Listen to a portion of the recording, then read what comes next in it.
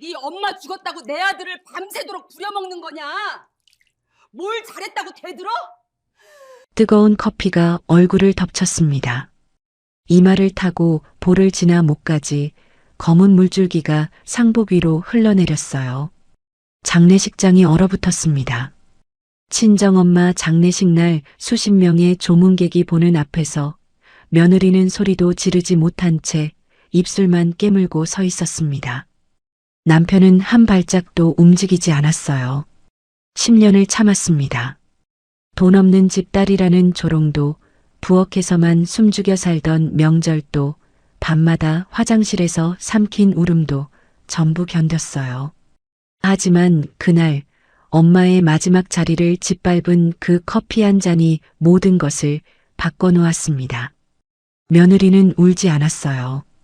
대신 조용히 결심했습니다. 그리고 누구도 상상하지 못한 방법으로 움직이기 시작했어요. 그날 이후 이 집안에 무슨 일이 벌어졌을까요? 사연이 시작되기 전에 구독과 좋아요를 눌러주시면 여러분이 계신 곳으로 건강과 행운을 보내드리겠습니다. 어디에서 듣고 계신지 댓글로 남겨주세요. 국화꽃 향이 코끝을 찔렀습니다. 하얀 국화, 노란 국화, 셀 수 없이 많은 꽃들이 영정 사진 앞에 쌓여 있었죠.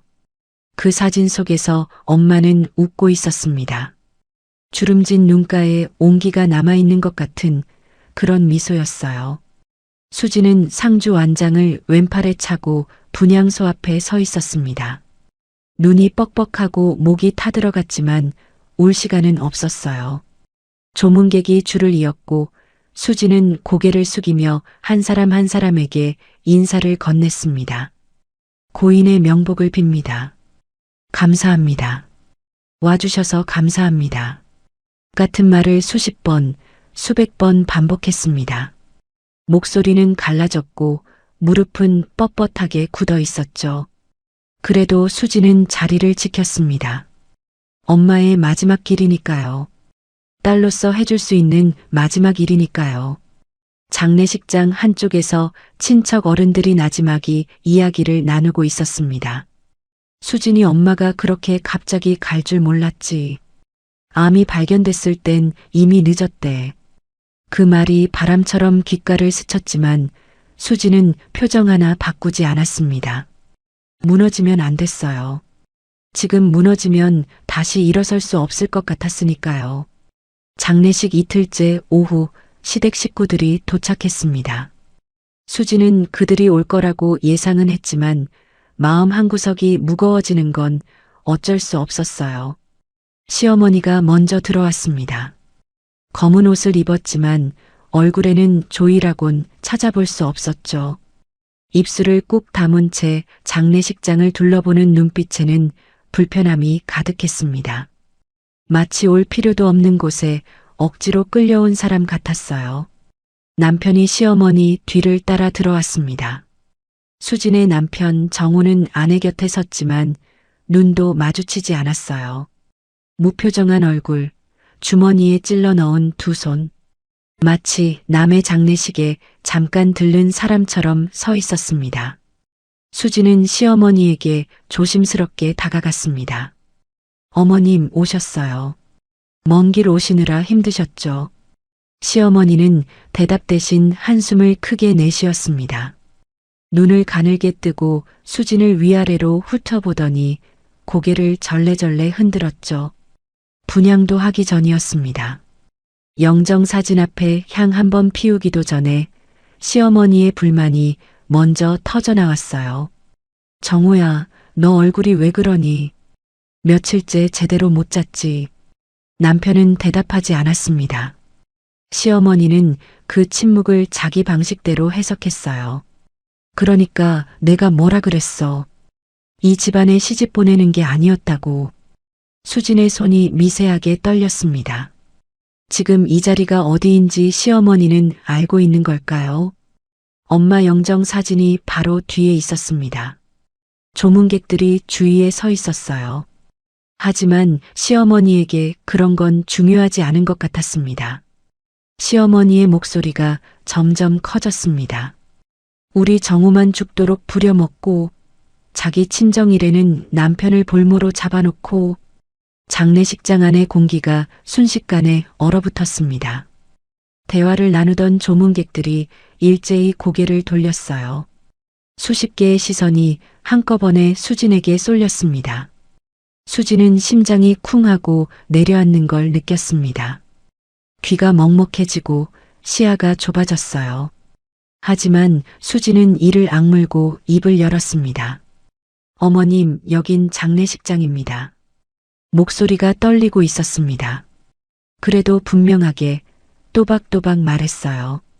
엄마 앞에서만큼은 비굴하게 굴 수 없었으니까요. 그 한마디가 불에 기름을 부은 격이었습니다. 시어머니 얼굴이 시뻘겋게 달아올랐어요. 눈이 커지고 입꼬리가 실룩거렸습니다. 분노가 얼굴 전체를 뒤덮었죠. 뭐, 네가 지금 나한테 말대꾸를 해? 시어머니의 오른손이 움직인 건 눈 깜짝할 사이였습니다. 들고 있던 종이컵, 그 안에 담긴 뜨거운 커피가 수진의 얼굴을 향해 날아왔어요. 뜨거웠습니다. 이마에서 볼을 타고 목을 지나 상복 위로 검은 커피가 흘러내렸습니다. 피부가 따갑게 달아올랐고 눈앞이 흐려졌어요. 커피 냄새가 국화꽃 향을 덮어버렸습니다. 수진은 소리를 지르지 않았습니다. 비명도 울음도 나오지 않았어요. 대신 아랫입술을 세게 깨물었습니다. 피가 날 만큼, 그리고 그 자리에 그대로 서 있었습니다. 두 다리가 땅에 박힌 것처럼 꿈쩍도 하지 않았죠. 장례식장이 순간 정지한 것 같았습니다. 아무도 움직이지 않았어요. 조문객들은 입을 벌린 채 그 광경을 지켜보고 있었습니다.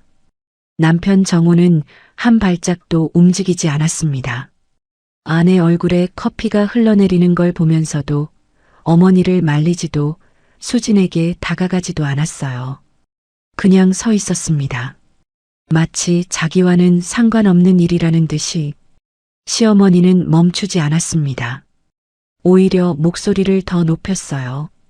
무식한 것이 건방지기까지. 시어머니한테 대드는 며느리가 어딨어.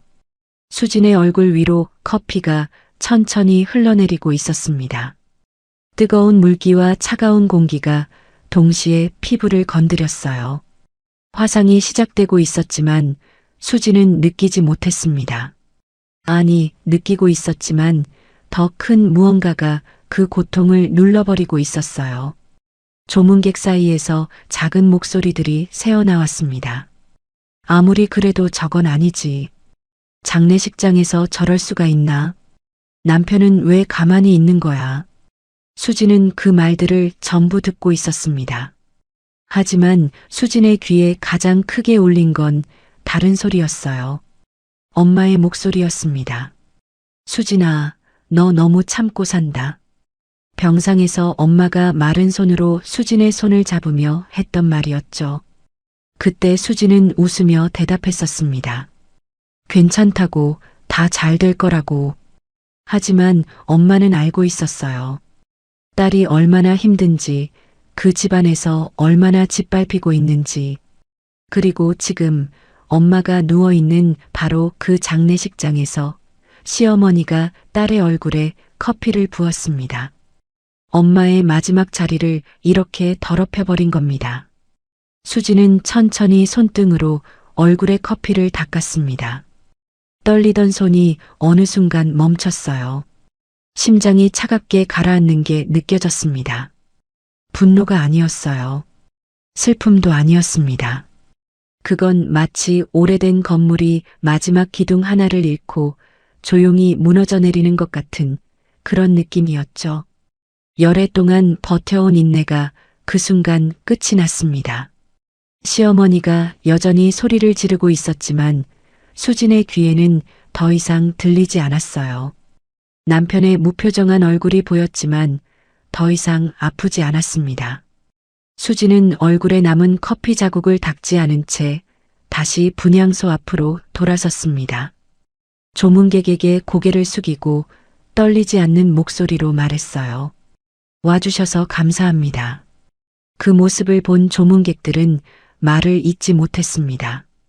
시어머니는 코웃음을 치며 정호의 팔을 잡고 장례식장을 나갔어요. 남편은 뒤도 돌아보지 않았습니다. 수지는 그날 밤 텅 빈 분향소에서 혼자 엄마 영정을 바라보았습니다. 눈물이 흘렀지만 흐느끼지는 않았어요. 조용히, 아주 조용히 눈물만 볼을 타고 내려왔습니다. 그리고 수지는 마음속으로 말했습니다. 엄마, 나 이제 더는 참지 않을게요. 그건 분노에서 나온 말이 아니었습니다.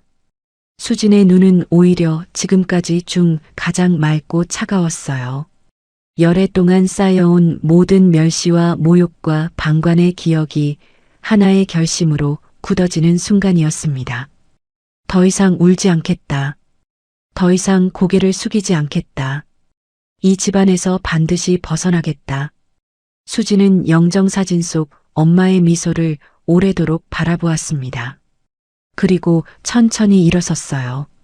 얼굴에 화상 자국이 욱신거렸지만 수진의 걸음은 흔들리지 않았습니다. 장례식장에 긴 복도를 걸어 나오는 수진의 뒷모습은 사흘 전과 달랐습니다. 구부정하던 어깨가 펴져 있었어요. 고개는 정면을 향하고 있었죠. 아무도 몰랐습니다. 그날 밤 장례식장에서 한 여자의 인생이 완전히 방향을 바꿨다는 걸, 그리고 그 여자가 앞으로 어떤 일을 벌이게 될지 그 누구도 상상하지 못했습니다. 결혼식 날 수지는 세상에서 가장 행복한 사람이라고 믿었습니다. 하얀 드레스를 입고 버질로드를 걸을 때 앞으로의 날들이 전부 꽃길일 거라 생각했어요. 하지만 그 믿음이 깨지는 데는 채 하루도 걸리지 않았습니다. 결혼 첫날 밤 시어머니는 수진을 부엌으로 불렀습니다. 새벽 5시였어요. 시아버지 아침상을 차리라는 거였죠. 수진은 잠이 덜 깬 눈을 비비며 부엌에 섰습니다.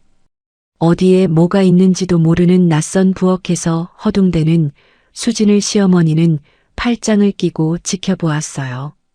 역시 돈 없는 집 딸이라 살림도 못 배웠구나. 그게 시작이었습니다. 돈 없는 집 딸. 그 말은 시어머니 입에서 하루에도 몇 번씩 튀어나왔어요. 밥을 차릴 때도, 빨래를 넣을 때도, 손님이 올 때도 마치 수진의 이름 대신 붙여진 꼬리표 같았습니다. 시어머니에게 수진의 친정은 늘 비교 대상이었어요. 시댁은 작은 식품회사를 운영하고 있었고 시어머니는 그걸 크나큰 자랑거리로 여겼습니다. 반면 수진의 친정은 평범한 가정이었죠. 아버지는 일찍 돌아가셨고 엄마 혼자 수진을 키웠어요.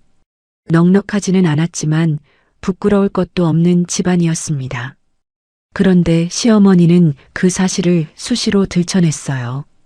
명절이면 그게 더 심해졌습니다. 시댁 친척들이 모이는 자리에서 시어머니는 꼭 이런 말을 꺼냈어요. 우리 며느리가 좀 부족하잖아요. 집안이 집안이니까. 친척들 앞에서 대놓고 하는 말이었습니다. 수지는 부엌에서 전을 부치다가 그 소리를 들었어요. 국자를 잡은 손에 힘이 들어갔지만 수지는 아무 말도 하지 않았습니다. 그냥 전을 뒤집었어요. 타지 않게 조용히. 시댁 모임에서 수진의 자리는 늘 부엌이었습니다. 거실에서 웃고 떠드는 소리가 들려올 때 수진은 설거지통 앞에 서 있었죠. 누구도 수진을 거실로 부르지 않았어요. 수진이 거실에 잠깐 나오면 시어머니는 눈짓으로 다시 부엌을 가리켰습니다. 말하지 않아도 알 수 있었어요. 너는 여기 있을 자격이 없다는 뜻이었죠. 학벌 이야기가 나올 때는 더 견디기 힘들었습니다. 시어머니 지인이 며느리분은 어디 나왔어요? 하고 물으면 시어머니는 수진 대신 대답했어요. 아이고, 그건 묻지 마세요. 우리 집안하고 안 어울리는 데예요. 수진은 대학을 나왔습니다. 좋은 대학은 아니었지만 엄마가 새벽 시장에서 일하며 보내준 등록금으로 졸업했어요. 부끄러운 일이 아니었습니다. 하지만 시어머니 앞에서 수진의 학력은 늘 조롱거리였어요. 가장 마음이 아팠던 건 남편이었습니다. 정우는 어머니의 그런 말을 들으면서도 한 번도 수진 편을 들지 않았어요. 오히려 맞장구를 쳤습니다. 어느 저녁 뉴스를 보다가 수진이 경제 기사에 대해 의견을 말한 적이 있었어요. 별것 아닌 말이었습니다. 환율이 오르면 식품 원가도 올라가지 않겠냐는 아주 상식적인 이야기였죠. 정우는 코웃음을 쳤습니다. 내가 그런 걸 뭘 알아? 괜히 아는 척하지 마. 시어머니가 옆에서 거들었어요. 그러게. 무식하면 가만히 있기라도 해야지. 수지는 입을 다물었습니다. 리모컨을 내려놓고 조용히 부엌으로 갔어요. 설거지를 하면서 눈물이 볼을 타고 흘렀지만 소리는 내지 않았습니다. 수돗물 소리가 울음을 대신 삼켜주었어요. 이런 일은 한두 번이 아니었습니다. 수진이 무슨 말을 해도 돌아오는 건 같았어요. 내가 뭘 아냐? 됐어. 가만히 있어. 수진의 의견은 늘 중간에 잘려나갔고 수진의 생각은 한 번도 끝까지 들어진 적이 없었습니다. 그래도 수진은 참았어요. 싸우지 않는 게 가족을 지키는 길이라고 믿었으니까요. 남편도 시어머니도 시간이 지나면 달라질 거라고 스스로를 위로했습니다. 내가 더 잘하면, 내가 더 참으면 언젠가는 인정해주겠지. 그 믿음 하나로 열해를 버텼어요. 밤이 가장 힘들었습니다. 남편이 잠든 뒤 수지는 화장실에 들어가 문을 잠그고 울었어요. 수건으로 입을 막고 소리가 새어나가지 않게. 어깨가 들썩이고 숨이 막혀도 절대 소리를 내지 않았습니다. 들키면 안 됐어요. 울었다는 걸 들키면 또 무식하다고, 약하다고, 그런 집안 출신이라 그렇다고 할 테니까요. 그리고 아침이 오면 수지는 아무 일 없는 얼굴을 만들었습니다. 거울 앞에서 부은 눈을 찬물로 씻어내고 입꼬리를 올려보았어요. 괜찮아, 괜찮아. 그 말을 거울 속의 자신에게 속삭이며 하루를 시작했죠. 세상에서 수진의 편은 단 한 사람뿐이었습니다. 친정엄마였어요. 엄마는 가끔 수진에게 전화를 했습니다.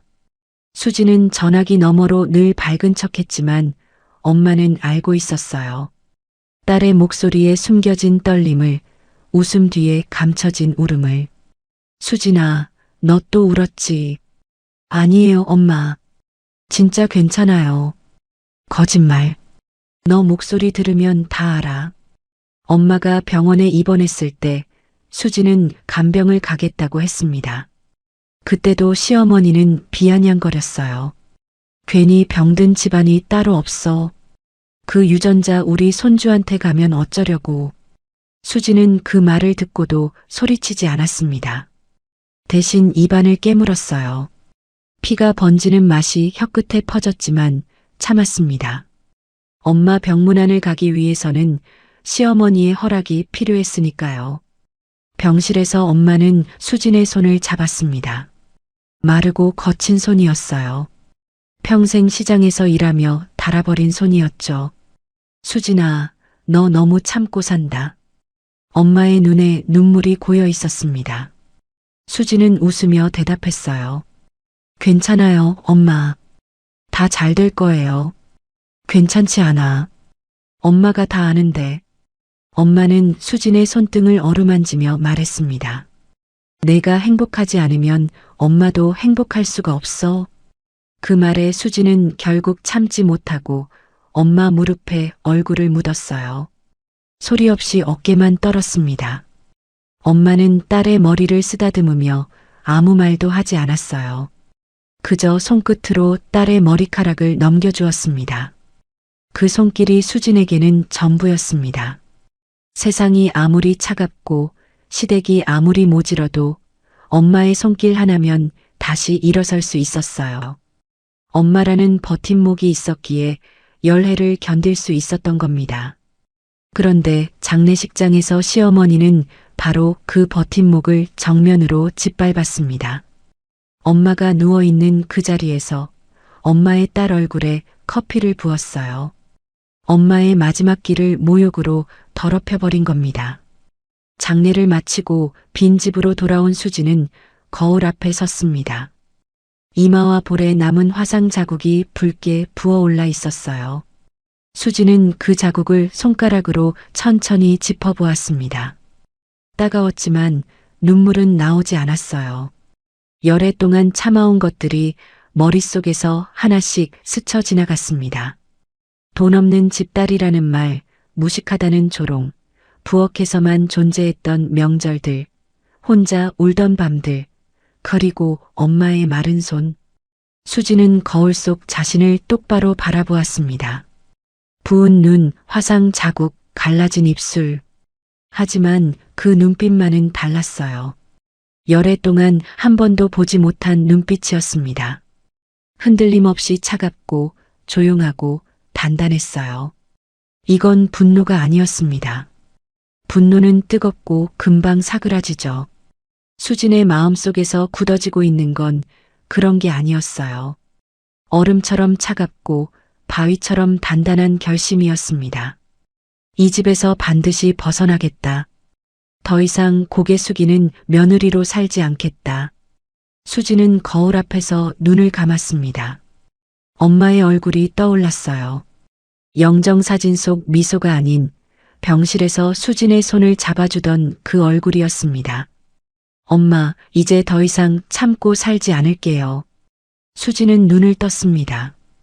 그리고 천천히 고개를 들었어요. 화상 자국이 욱신거렸지만 수지는 웃지도 울지도 않았습니다. 조용한 결심이 수진의 몸 전체를 감싸고 있었습니다. 열애 동안 한 번도 느껴보지 못한 묵직하고 서늘한 힘이었어요. 시댁이 운영하는 회사 이름은 성진식품이었습니다. 직원 30명 남짓한 작은 식품회사였지만 시어머니에게 그 회사는 왕관이나 다름없었어요.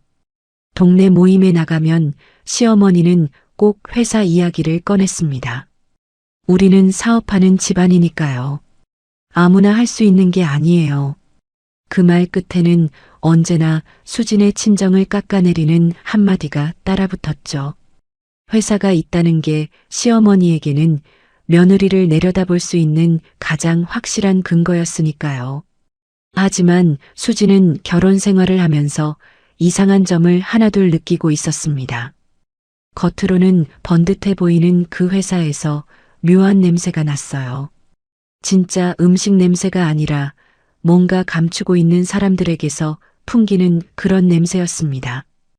회사 이야기가 나오면 집안 분위기가 확 달라졌어요. 평소에는 거침없이 떠드는 시어머니가 유독 장부나 거래처 이야기만 나오면 재빨리 화제를 돌렸습니다. 명절에 친척 어른이 요즘 회사 잘 되냐고 물었을 때 시어머니는 웃으면서도 눈빛이 날카로워졌어요. 잘 되고 말고요. 그런 건 물어볼 것도 없어요. 그리고는 재빨리 다른 이야기로 넘어갔습니다. 마치 그 주제에 오래 머무르면 안 된다는 듯이요. 남편 정호도 마찬가지였어요. 정호는 성진식품의 이사직을 맡고 있었는데 회사 숫자, 이야기만 나오면 표정이 굳어졌습니다. 수진이 한 번은 저녁 식사 중에 물어본 적이 있었어요. 여보, 요즘 회사 매출은 좀 괜찮아요? 정호는 젓가락을 탁 내려놓았습니다. 그런 거 왜 물어? 내가 알아서 뭐하게. 짜증이 가득한 목소리였어요. 단순히 귀찮아서 그런 게 아니었습니다. 수지는 남편의 눈에서 짜증 뒤로 숨겨진 불안을 읽었어요. 뭔가를 들킬까봐 조바심치는 사람의 눈빛이었죠. 정호는 수진과 눈을 마주치지 않으려는 듯 고개를 돌려 텔레비전을 켰습니다. 수지는 밥그릇을 들며 그냥 물어본 거예요 라고 가볍게 넘겼어요. 하지만 속으로는 남편의 그 반응을 선명하게 기억해 두었습니다. 수진이 처음으로 뚜렷한 위화감을 느낀 건 그보다 더 전이었어요. 결혼한 지 5년쯤 됐을 때였습니다. 시어머니가 거실에서 시아버지와 이야기를 나누고 있었는데 수진이 차를 들고 들어가자 대화가 뚝 끊겼어요. 시어머니는 테이블 위에 펼쳐져 있던 서류를 후다닥 뒤집어 덮었고 시아버지는 헛기침을 하며 텔레비전 쪽으로 고개를 돌렸죠. 아, 며느리 왔어? 됐어. 그냥 나. 시어머니의 목소리는 평소보다 반톤 높았어요. 자연스러운 척했지만 전혀 자연스럽지 않았습니다. 수지는 차를 내려놓고 조용히 나왔어요. 문을 닫는 순간 뒤에서 다시 낮은 대화 소리가 새어나왔습니다. 그때는 신경 쓰지 않으려 했어요. 시댁일에 끼어들면 좋을 게 없다는 걸 이미 알고 있었으니까요. 하지만 장례식 이후 달라진 눈으로 그 기억들을 되짚어 보니 하나하나가 전부 의미심장했습니다. 그리고 결정적인 순간이 찾아왔습니다. 장례를 마치고 며칠 뒤 수지는 서재를 정리하다가 책상 서랍 안에서 서류 봉투 하나를 발견했어요. 남편이 아무렇게나 넣어둔 것 같았습니다. 평소 같으면 거들떠보지도 않았을 겁니다. 하지만 지금의 수지는 달랐어요. 봉투를 열어보았습니다. 안에는 거래 계약서가 여러 장 들어 있었어요. 수지는 한 장씩 넘겨보았습니다. 처음에는 별다를 것 없어 보였어요. 그런데 두 번째 장을 넘기는 순간 손이 멈췄습니다. 같은 날짜였어요. 같은 거래처 이름, 같은 금액. 그런데 계약서가 두 장이었습니다. 세 번째 장도 마찬가지였어요. 날짜와 금액이 똑같은 계약서가 여러 장 반복되고 있었습니다. 한 건의 거래에 계약서가 여러 장 존재한다는 건 수진처럼 회계를 모르는 사람이 봐도 정상이 아니었어요. 수진의 손가락 끝이 미세하게 떨렸습니다. 심장이 빠르게 뛰었어요. 하지만 수진은 서류를 원래 순서 그대로 돌려놓았습니다.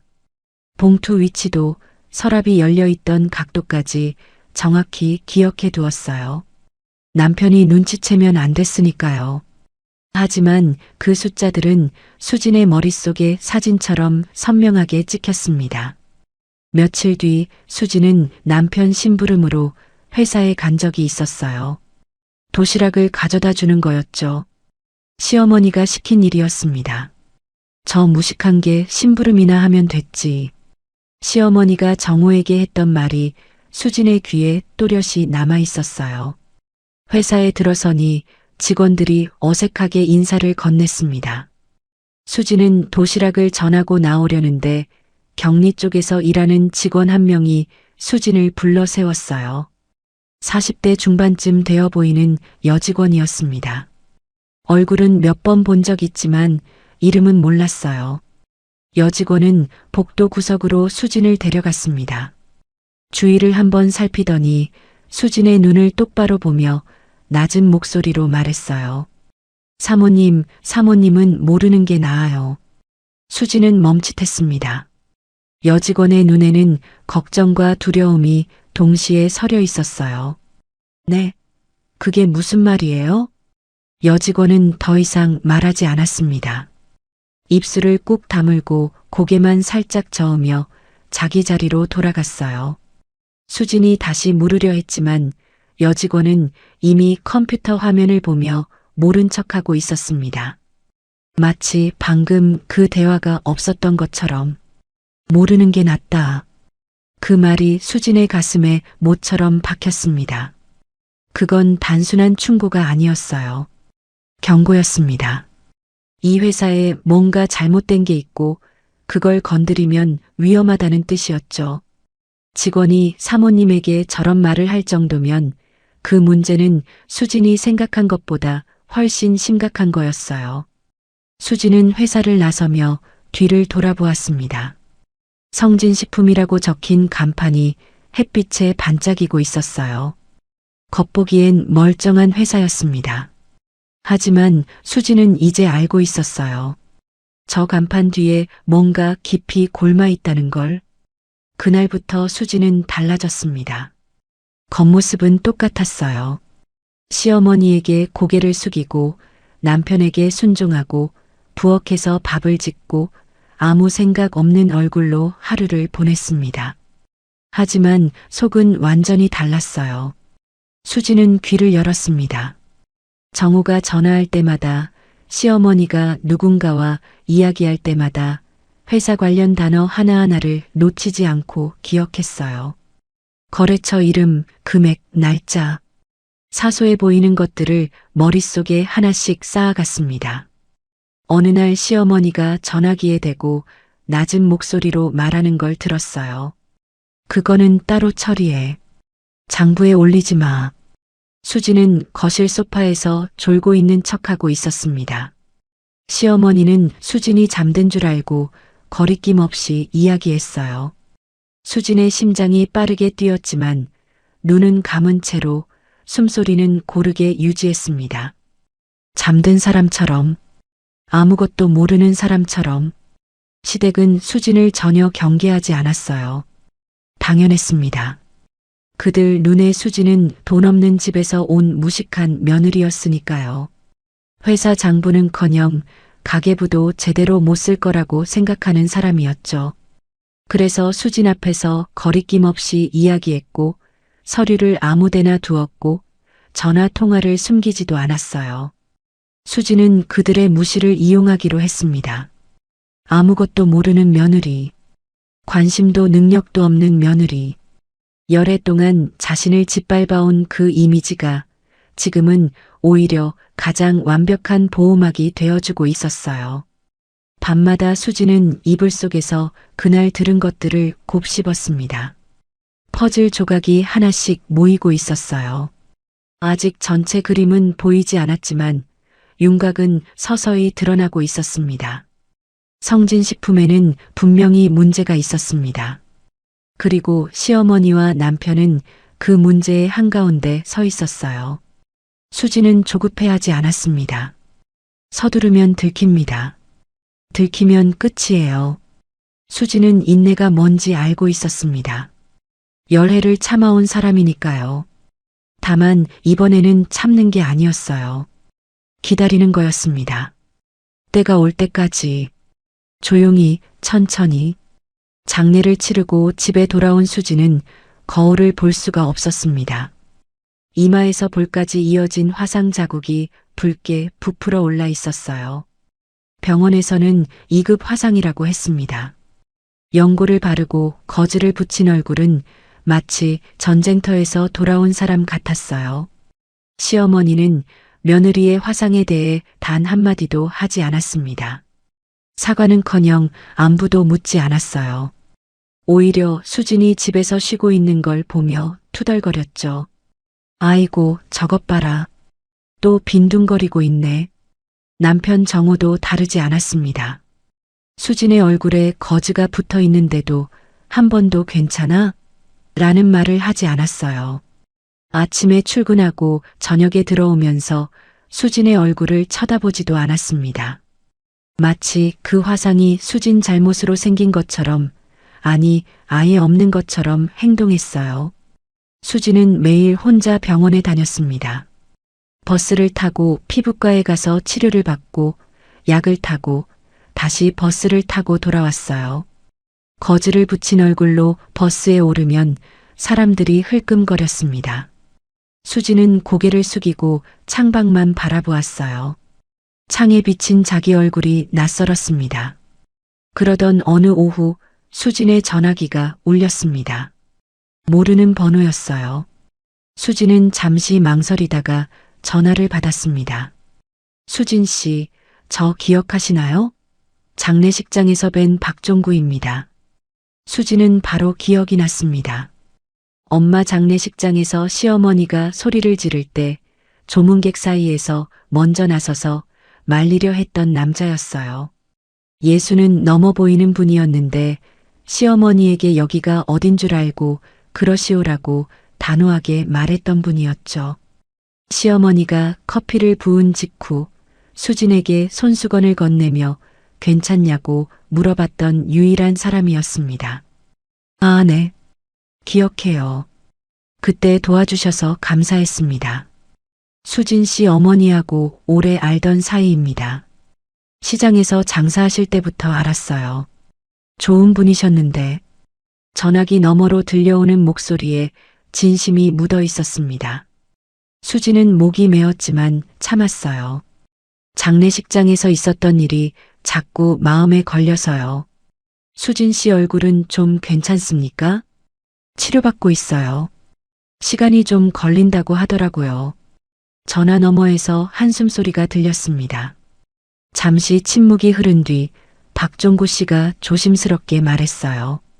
수진 씨, 한번 만나서 이야기할 수 있겠습니까?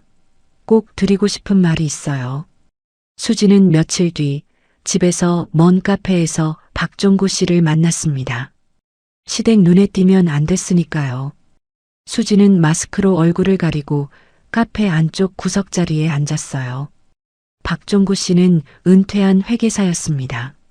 30년 넘게 중소기업 장부를 다뤘던 사람이었어요. 수진의 엄마와는 시장 시절부터 20년 넘게 알고 지낸 사이였다고 했습니다.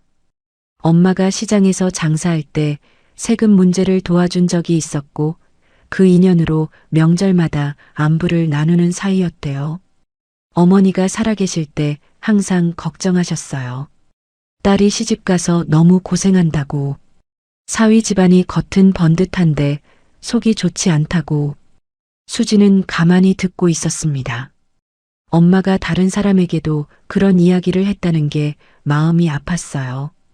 박종구 씨가 커피잔을 내려놓으며 수진을 똑바로 바라보았습니다. 은퇴한 회계사답게 눈빛이 날카로웠어요. 수진 씨, 저런 집안은 증거가 전부입니다.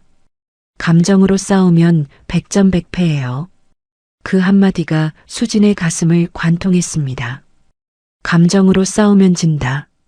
맞는 말이었어요. 열애 동안 수진이 참아온 것도 따지고 보면 감정으로 부딪히면 이길 수 없다는 걸 본능적으로 알고 있었기 때문이었죠. 저한테 다 말해보세요. 그 집안에서 무슨 일이 있었는지. 수지는 잠시 망설였습니다. 열애 동안 아무에게도 하지 못한 이야기였어요. 엄마에게도 전부 말하지 못했던 것들이었습니다. 하지만 박종구 씨의 눈에는 엄마와 비슷한 따뜻함이 있었어요. 딸을 걱정하는 부모의 눈빛 같은 것이었죠. 수지는 천천히 이야기를 시작했습니다. 결혼 첫날부터 시어머니의 멸시, 남편의 방관, 부엌에서만 존재했던 명절들, 밤마다 화장실에서 울었던 일들, 그리고 최근에 알게 된 회사의 이상한 정황들까지. 계약서 이야기를 하자 박종구 씨의 표정이 단번에 달라졌습니다. 안경 너머의 눈이 가늘어졌어요. 같은 날짜, 같은 금액의 계약서가 여러 장이라고요? 네. 제가 잘 모르지만 그게 정상은 아닌 것 같았어요. 박종구 씨가 테이블 위에서 손가락으로 천천히 원을 그렸습니다. 오랜 습관처럼 보이는 동작이었어요. 수진 씨, 이건 단순 실수가 아닙니다. 의도적으로 이중장부를 만들고 있는 겁니다. 감정으로 싸울 일이 아니라 기록으로 싸워야 해요. 기록으로 싸운다. 수지는 그 말을 가슴에 깊이 새겼습니다. 날짜를 남기세요.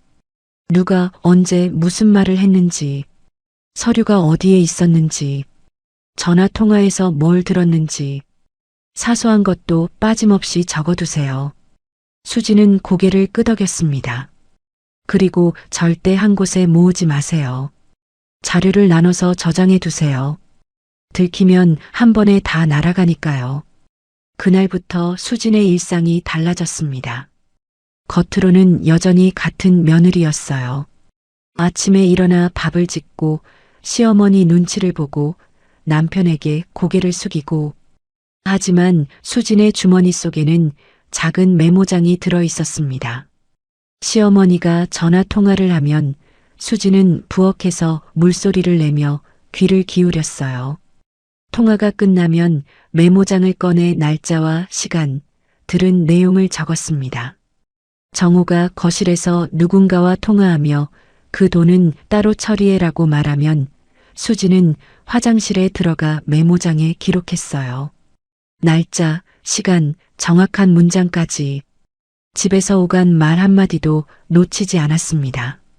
시어머니가 이번 달 장부 정리 좀 해라라고 정호에게 말하면 수지는 그것도 적었어요. 정호가 세무사한테 맡겼으니까 걱정 말라고 대답하면 그것도 적었습니다. 메모장은 일주일 만에 빼곡해졌어요. 수지는 그 내용을 핸드폰으로 옮겨 적고 메모장은 새 것으로 바꿨습니다. 핸드폰 속 기록은 다시 이메일로 보내 따로 저장했어요. 박종구 씨 말대로 한 곳에 모으지 않았습니다. 2주에 한 번 수지는 박종구 씨를 만났습니다. 늘 다른 카페, 다른 장소에서 만났어요. 수진이 모은 정보를 전하면 박종구 씨는 안경을 고쳤으며 하나하나 분석했습니다. 이건 비자금 흐름이에요. 매출을 이중으로 잡아서 차액을 빼돌리고 있는 겁니다. 수지는 그 말을 듣고 등줄기가 서늘해지는 걸 느꼈어요. 이 집안이 단순히 자신을 무시한 정도가 아니라 범죄를 저지르고 있었다는 뜻이었으니까요. 수진 씨, 법률 자문도 받아야 합니다. 제가 아는 변호사가 한 분 있어요. 조용하고 믿을 만한 사람입니다. 수지는 박종구 씨 소개로 변호사를 만났습니다. 50대 초반의 여자 변호사였어요. 이름은 한미라. 기업 소송 전문이었고 첫 만남에서 수진의 이야기를 끝까지 들은 뒤 딱 한마디를 했습니다. 지금은 절대 움직이지 마세요. 때가 될 때까지 모으기만 하세요. 수진은 고개를 끄덕였습니다. 때를 기다린다. 그건 수진이 가장 잘하는 일이었어요.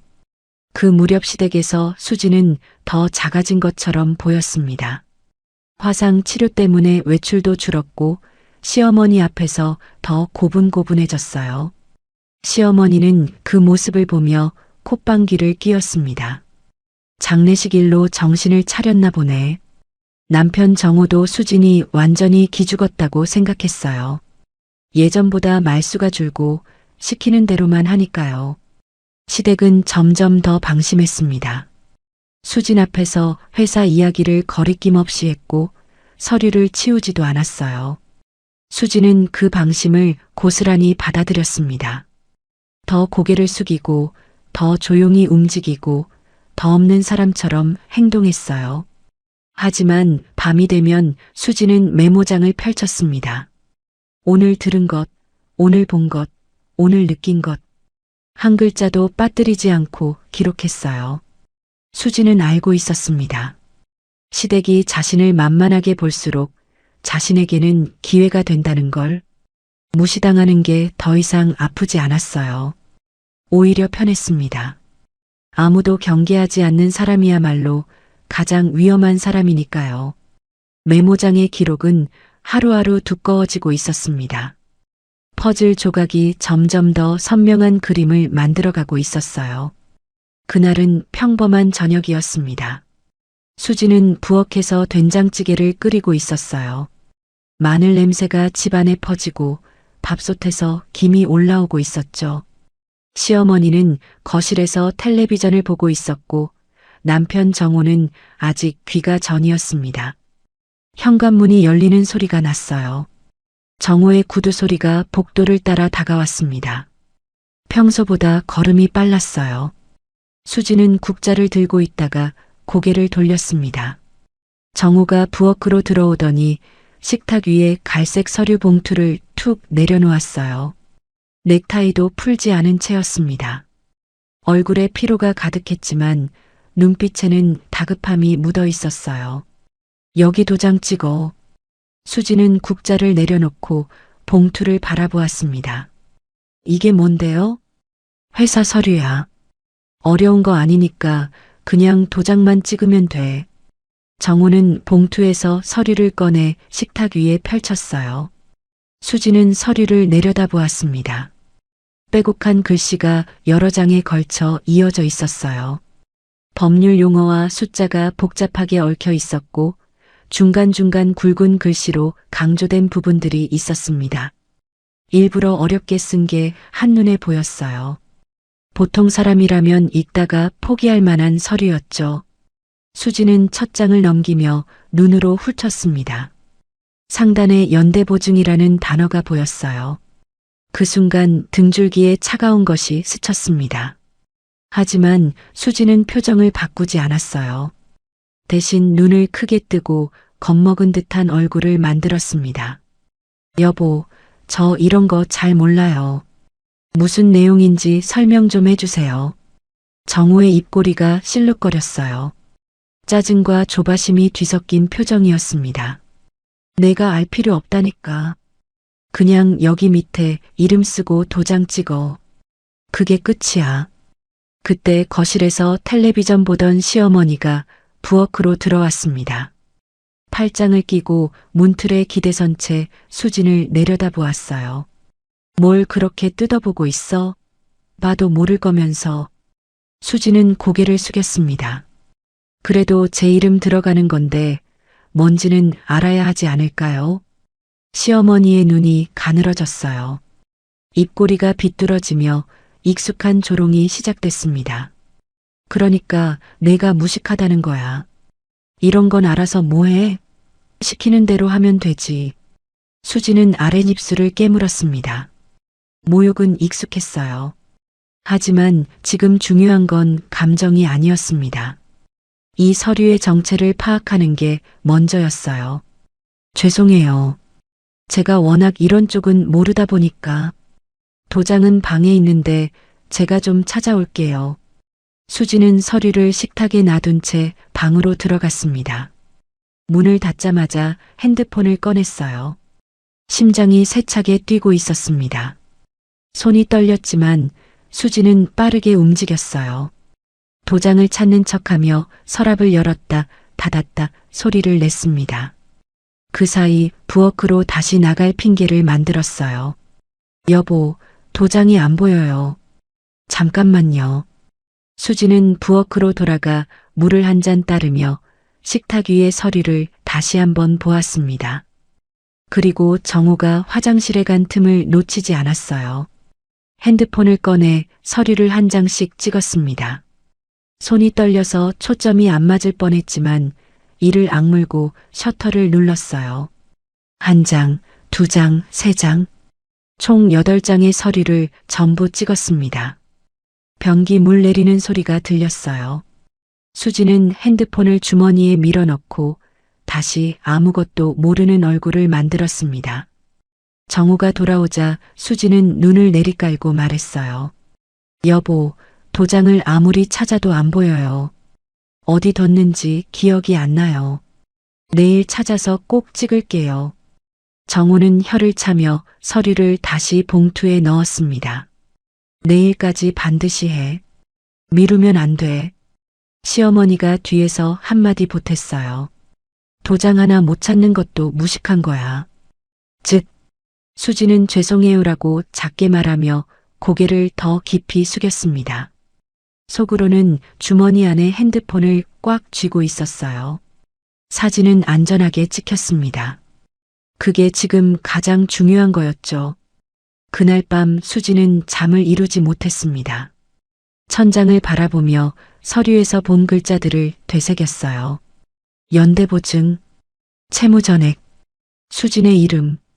전문 용어 사이에 숨겨져 있었지만 수지는 그 단어들을 놓치지 않았습니다. 열애 전이었다면 정말 아무것도 모른 채 도장을 찍었을 거예요. 남편이 찍으라면 찍고 시어머니가 하라면 하던 그 시절이었다면요. 하지만 지금의 수지는 달랐습니다. 다음 날 오전 수지는 박종구 씨를 만났습니다. 시어머니에게는 병원 진료가 있다고 말하고 나왔어요. 언제나처럼 시댁에서 먼 카페였습니다. 수진이 핸드폰 화면을 보여주자 박종구 씨의 표정이 순식간에 굳어졌어요. 안경을 벗고 화면을 가까이 당겨 한 줄 한 줄 읽어 내려갔습니다. 한참을 읽던 박종구 씨가 천천히 안경을 다시 썼습니다. 그리고 수진을 바라보며 낮은 목소리로 말했어요. 수진 씨, 이건 보증 서류가 아닙니다. 연대 보증이에요. 그것도 회사 채무 전체에 대한. 수진의 손이 차가워졌어요. 회사에 무슨 문제가 생기면 그 빚이 전부 수진 씨한테 넘어가는 구조입니다. 남편도 시어머니도 빠져 있어요. 오로지 수진 씨 이름만 들어가 있습니다. 수진은 핸드폰을 잡은 손이 미세하게 떨리는 걸 느꼈습니다. 이건 단순히 도장 하나 찍는 게 아니에요. 모든 책임을 수진 씨 한 사람에게 씌우려는 겁니다. 회사가 무너지면 수진 씨만 범죄자가 되는 거예요. 범죄자. 그 단어가 수진의 귀 속에서 울렸습니다. 열해 동안 무시당하고 멸시당하고 사람 취급도 못 받으면서 버텨왔는데 이 사람들은 거기서 멈추지 않은 거였어요. 수진의 인생 자체를 망가뜨릴 준비를 하고 있었던 겁니다. 수진은 카페 창밖을 바라보았습니다.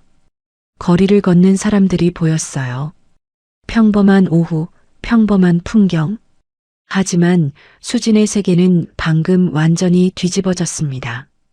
박 선생님, 제가 그 도장을 안 찍으면 어떻게 되나요? 안 찍으면 다른 방법을 찾겠죠.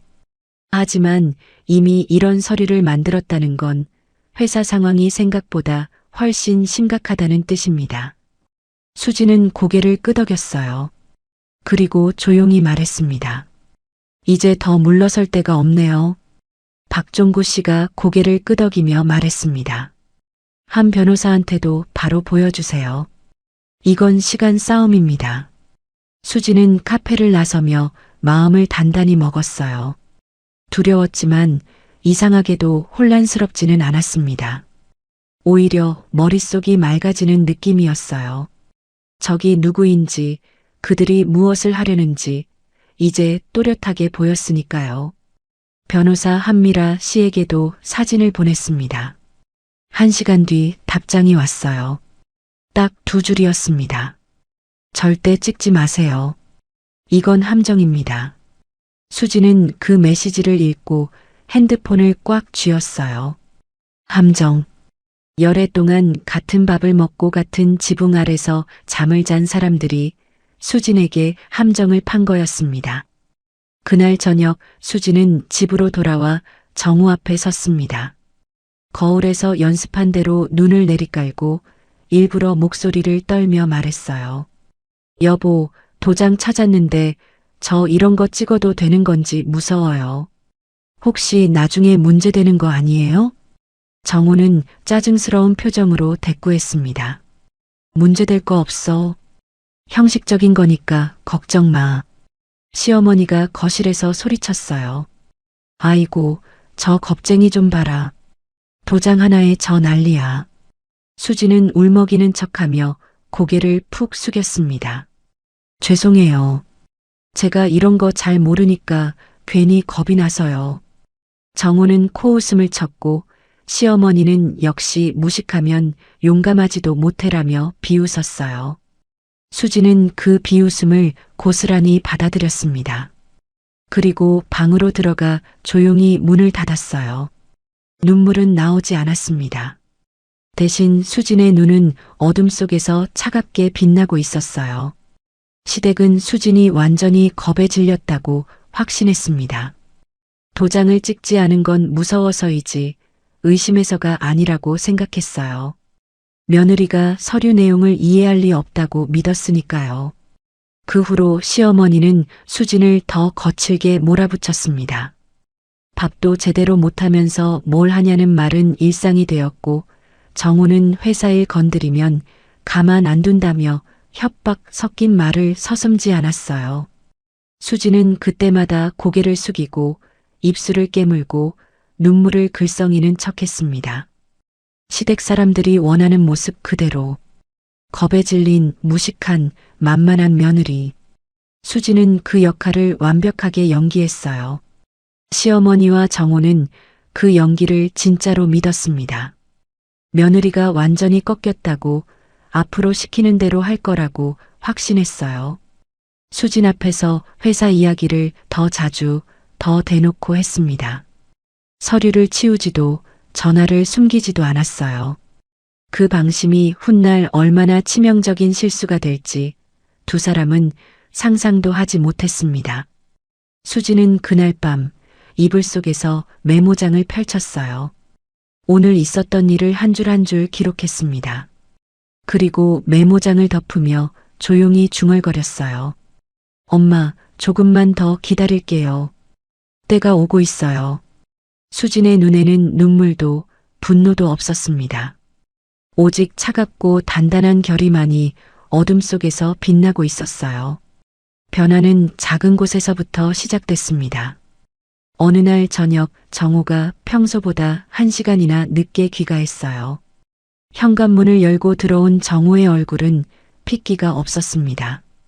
넥타이는 비뚤어져 있었고 셔츠 소매는 구겨져 있었죠.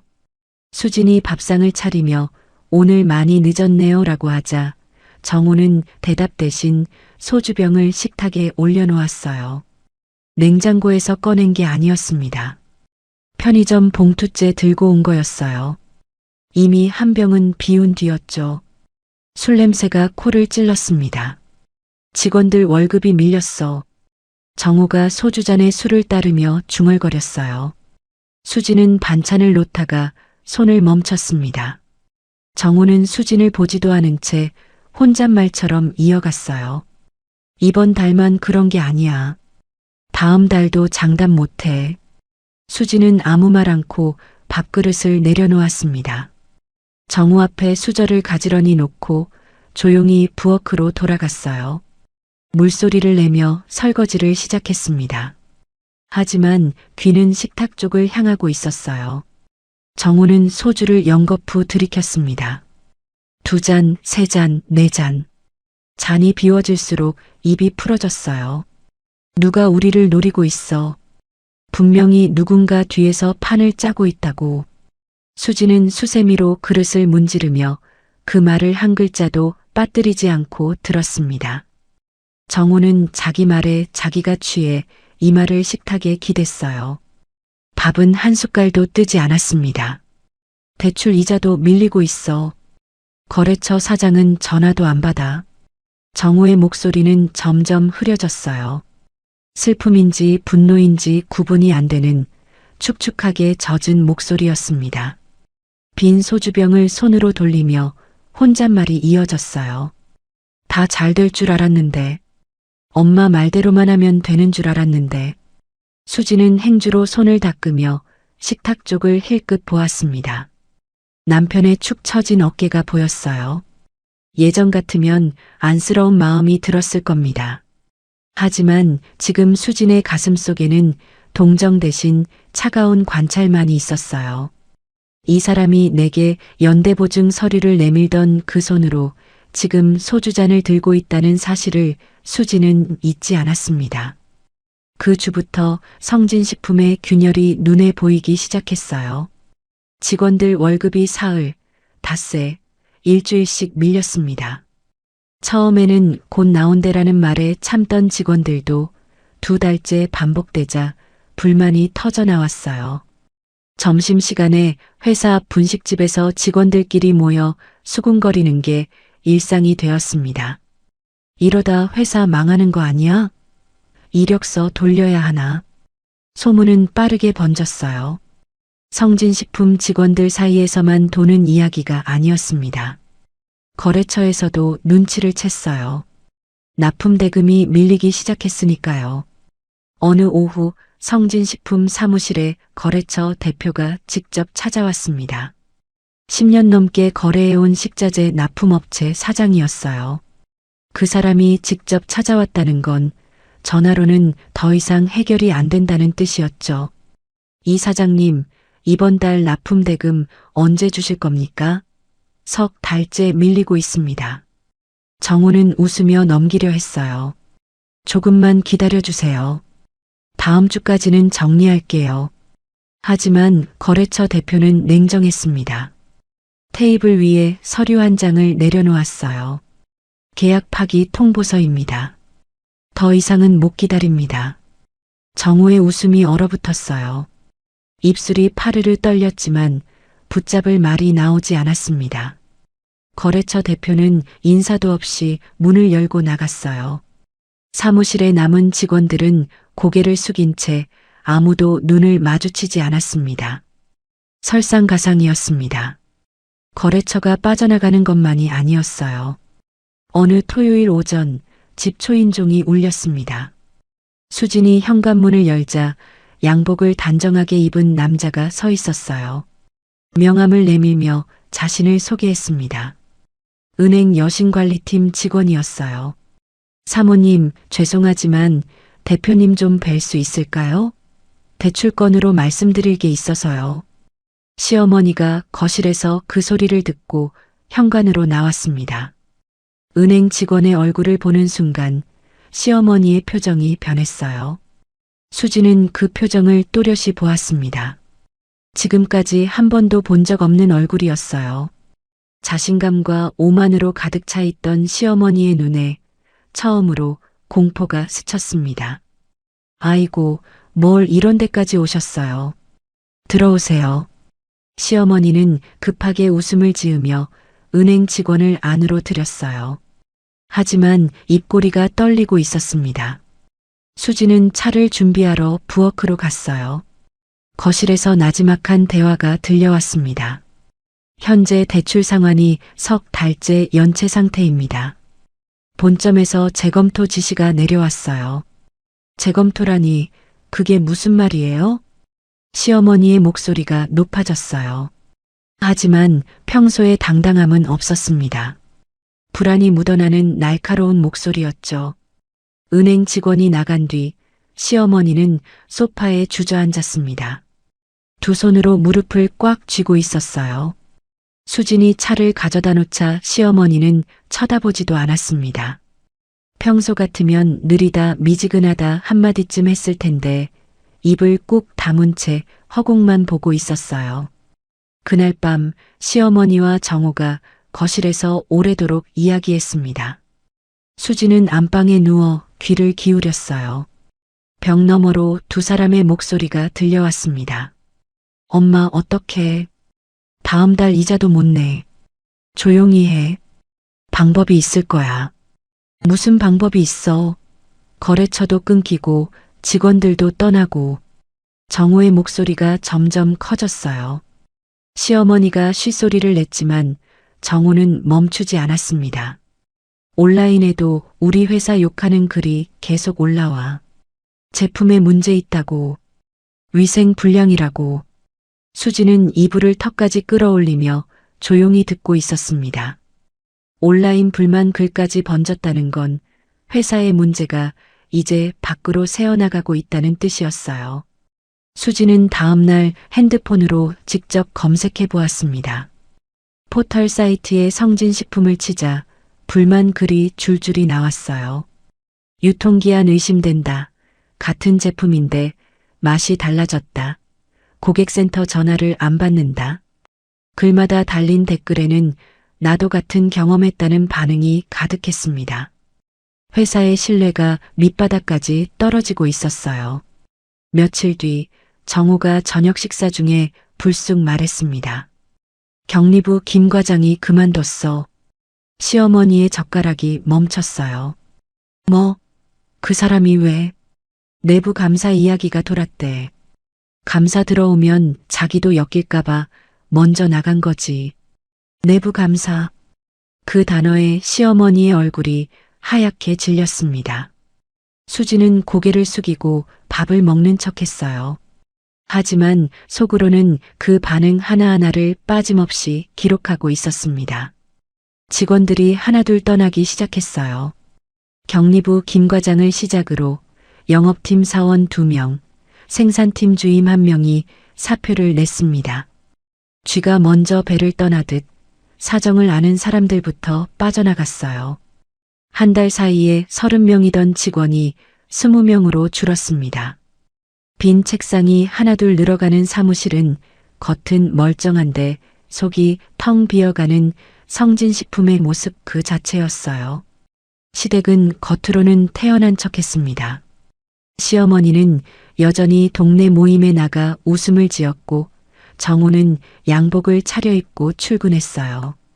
하지만 집안의 공기는 완전히 달라져 있었습니다.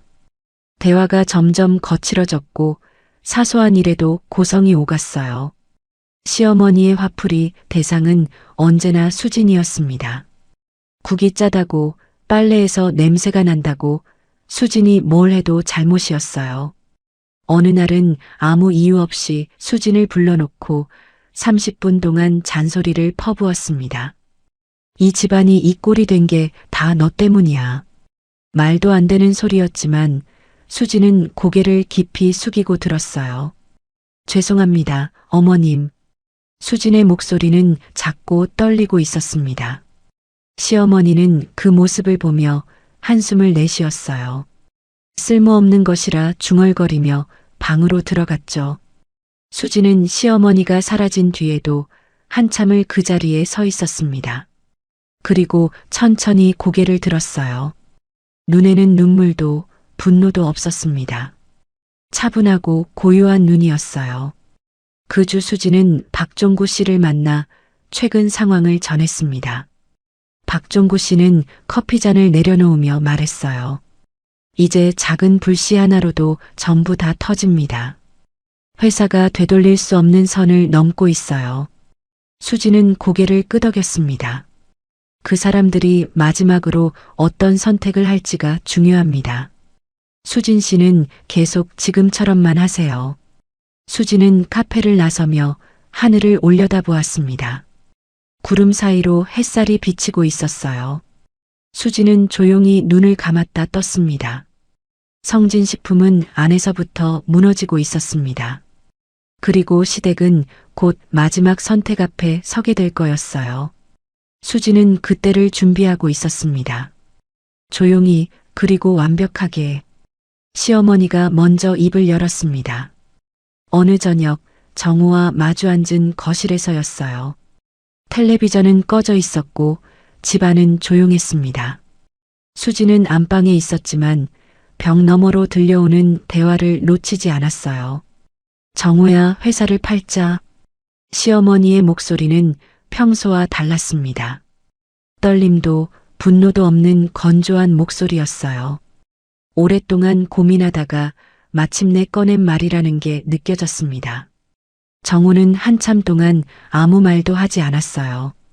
거실 시계 초침 소리만 또각또각 울렸습니다. 그리고 정우가 천천히 입을 열었어요. 팔아서 좋은 가격만 받으면 다시 시작할 수 있어. 다른 사업을 하든 뭘 하든. 시어머니가 고개를 끄덕였습니다. 그래. 지금 이대로 끌고 가면 전부 날린다. 팔 수 있을 때 파는 게 나아. 수지는 안방에서 이불을 꼭 쥐고 그 대화를 들었습니다. 심장이 빠르게 뛰었어요. 하지만 얼굴에는 아무런 변화가 없었습니다. 오래 기다려온 순간이었어요. 수지는 마음속으로 조용히 체크 표시를 했습니다. 시작이었어요. 다음 날부터 시댁은 분주해졌습니다. 시어머니는 아는 사람이란 사람에게 전부 연락을 돌렸어요. 사업가 지인, 친척 중에 돈 있다는 사람, 심지어 오래전에 연을 끊었던 사람에게까지 평생 자존심을 세우며 살아온 시어머니가 난생 처음 허리를 굽히기 시작한 겁니다. 혹시 우리 회사 인수할 만한 데 없을까요? 조건 좋게 해드릴게요. 전화기를 붙잡고 있는 시어머니의 목소리에는 간절함이 묻어 있었어요. 하지만 돌아오는 대답은 차가웠습니다. 요즘 누가 식품회사를 사겠어. 성진식품 사정이 안 좋다는 소문 다 들었어. 전화를 끊을 때마다 시어머니의 어깨가 조금씩 처졌어요. 한 번은 시어머니가 옛 동창에게 전화한 적이 있었습니다. 수진이 거실을 지나가는데 시어머니의 목소리가 들렸어요. 영수가 부탁이야. 주변에 사업 관심 있는 사람 없니? 조건 좋게 해줄게. 상대방이 뭐라고 했는지 시어머니의 얼굴이 빨갛게 달아올랐어요. 전화를 끄는 시어머니는 핸드폰을 소파 위에 내던졌습니다. 입술을 꽉 깨물고 있었어요.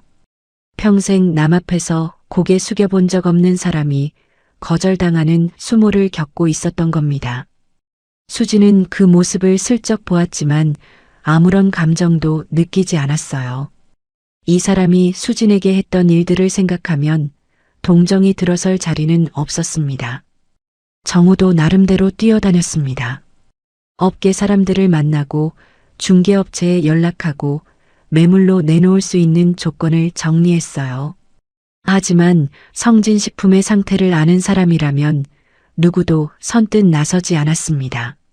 채무가 너무 많았고 거래처는 이미 빠져나갔고 직원도 반이나 줄어 있었으니까요.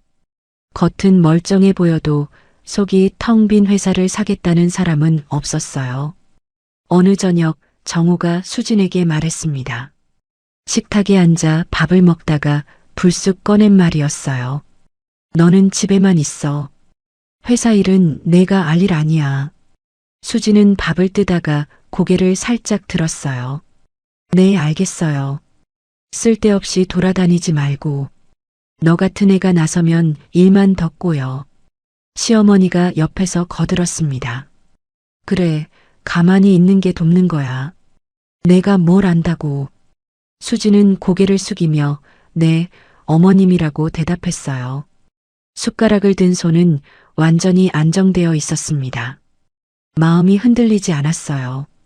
오히려 시댁이 수진을 밀어낼수록 수진에게는 유리했습니다. 관심받게 존재. 그게 지금 수진에게 가장 필요한 위치였으니까요. 그날 밤 수진은 박종구 씨에게 연락했습니다. 짧은 문자였어요. 회사를 매각하려 합니다. 인수자를 찾고 있어요. 5분도 안 되어 답장이 왔습니다. 내일 만납시다. 한 변호사님도 함께요. 다음 날 오후 수진은 세 번째 사람까지 합류한 자리에 앉았습니다. 박종구 씨와 한미라 변호사, 그리고 수진. 카페 안쪽 구석자리에 세 사람이 머리를 맞댔어요. 한미라 변호사가 먼저 입을 열었습니다. 지금이 가장 완벽한 타이밍입니다. 박종구 씨가 고개를 끄덕이며 말을 이었어요. 회사가 매물로 나온 상태에서 적정 가격에 인수하면 법적으로 아무 문제가 없습니다. 시댁은 팔고 싶어 안달이 나 있으니 조건만 맞으면 거래가 성사됩니다. 수지는 두 사람의 얼굴을 번갈아 보았어요. 제 이름으로 직접 인수하면 바로 들킬 텐데요. 한미라 변호사가 서류 한 장을 꺼내 테이블 위에 펼쳤습니다. 법인을 하나 세웠습니다. 수진 씨가 대표이사인 법인이에요. 인수는 이 법인 이름으로 진행됩니다. 계약 당일 전까지 수진 씨 이름은 어디에도 드러나지 않아요. 수진은 서류를 천천히 읽었습니다. 법인 이름, 자본금 구조, 인수 조건, 채무 처리 방안. 박종구 씨와 한미라 변호사가 몇 달에 걸쳐 준비한 것들이었어요. 빈틈이 없었습니다. 인수 자금은요? 박종구 씨가 안경을 고쳤으며 대답했어요. 수진 씨 어머니가 남기신 보험금과 적금, 그리고 제가 중개한 투자금으로 충분합니다. 성진식품의 현재 가치는 채무를 감안하면 생각보다 낮아요. 한때 번듯했던 회사가 지금은 빚더미 위에 앉아 있는 셈이니까요. 한미라 변호사가 덧붙였습니다. 인수 후 채무 구조를 정리하면 회사 정상화도 가능합니다. 핵심 거래처 몇 곳은 제가 이미 접촉해 두었어요. 경영진만 바뀌면 다시 거래하겠다는 곳도 있습니다.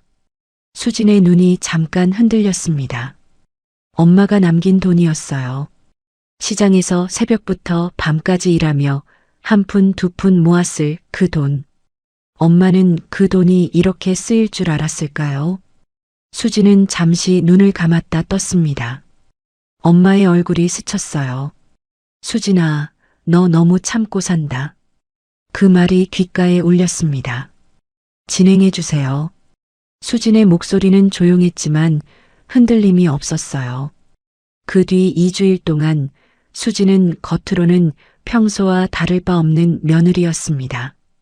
밥을 짓고 빨래를 하고 시어머니의 잔소리를 듣고 정호의 짜증을 받아냈어요.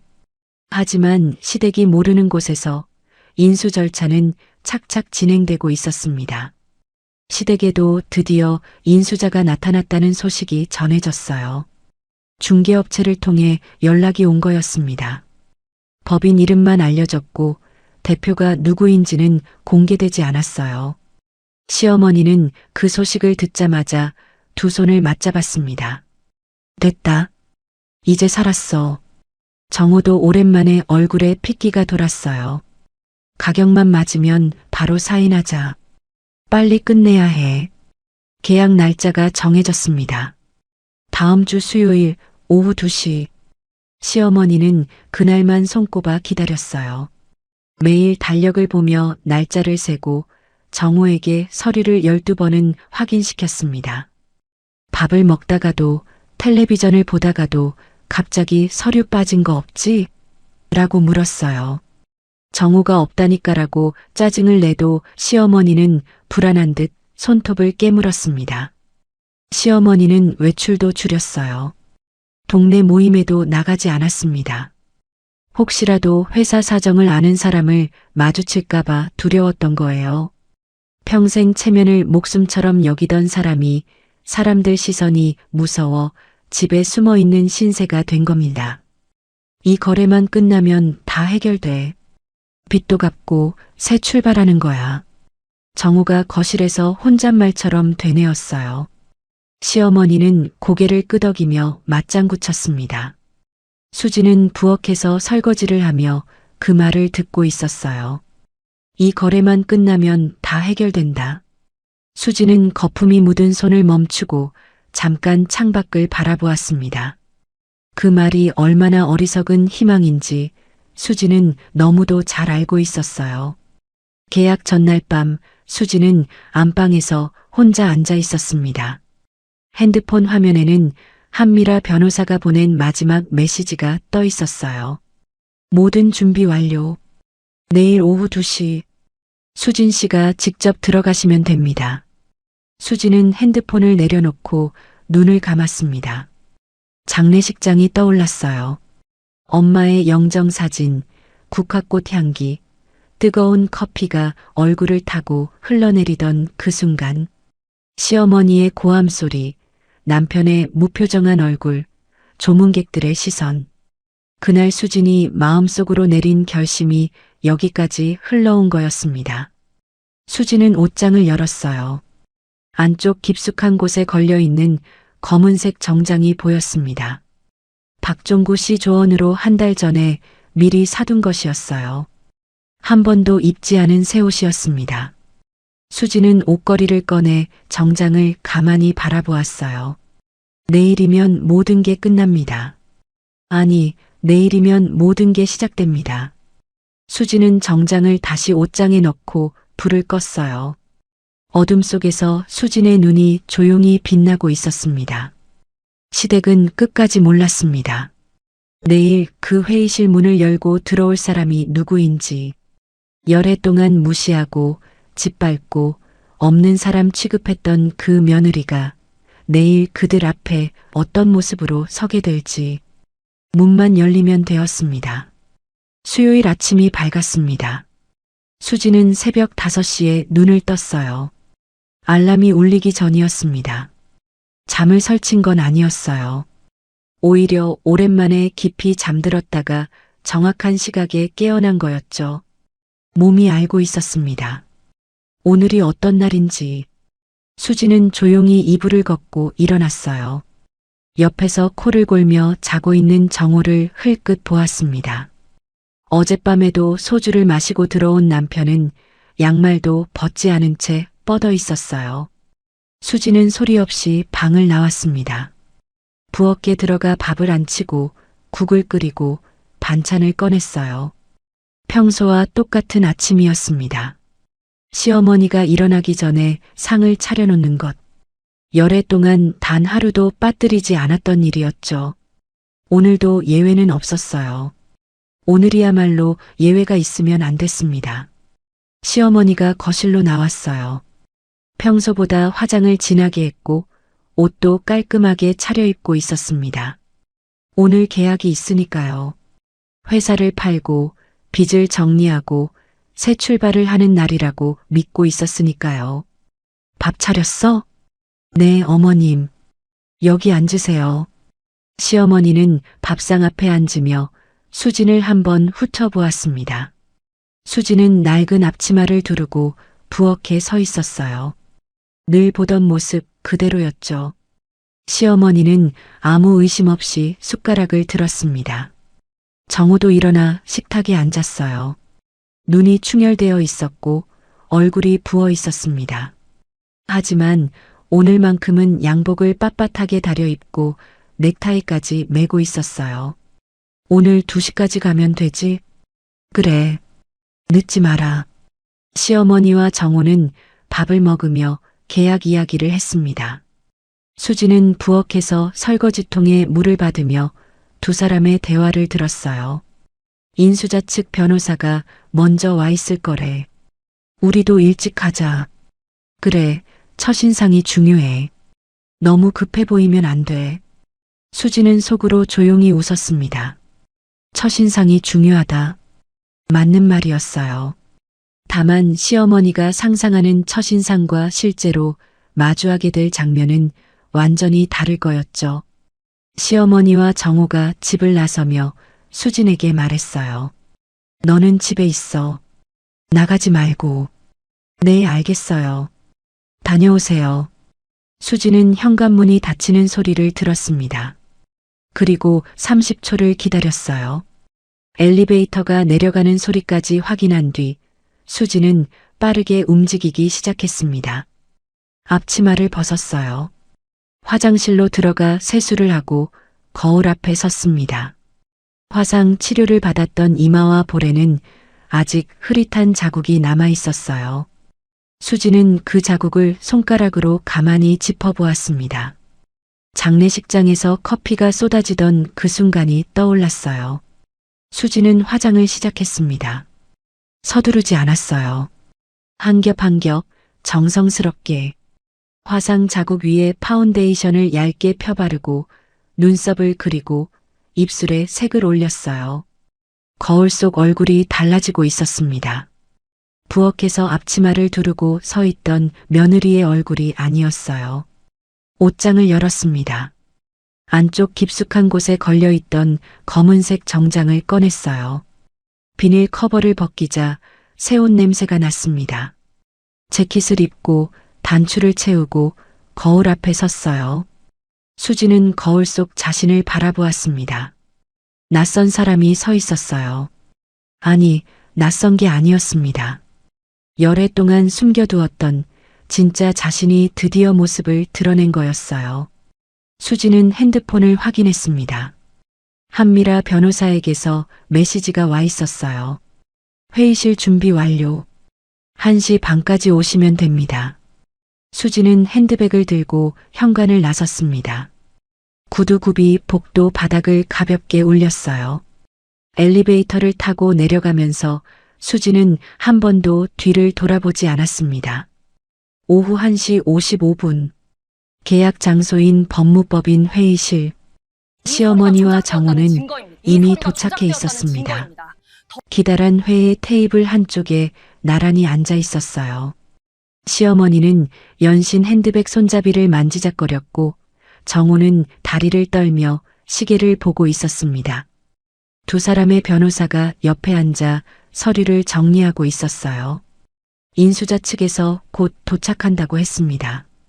중개인이 말했어요. 시어머니는 고개를 끄덕이며 자세를 바로잡았습니다.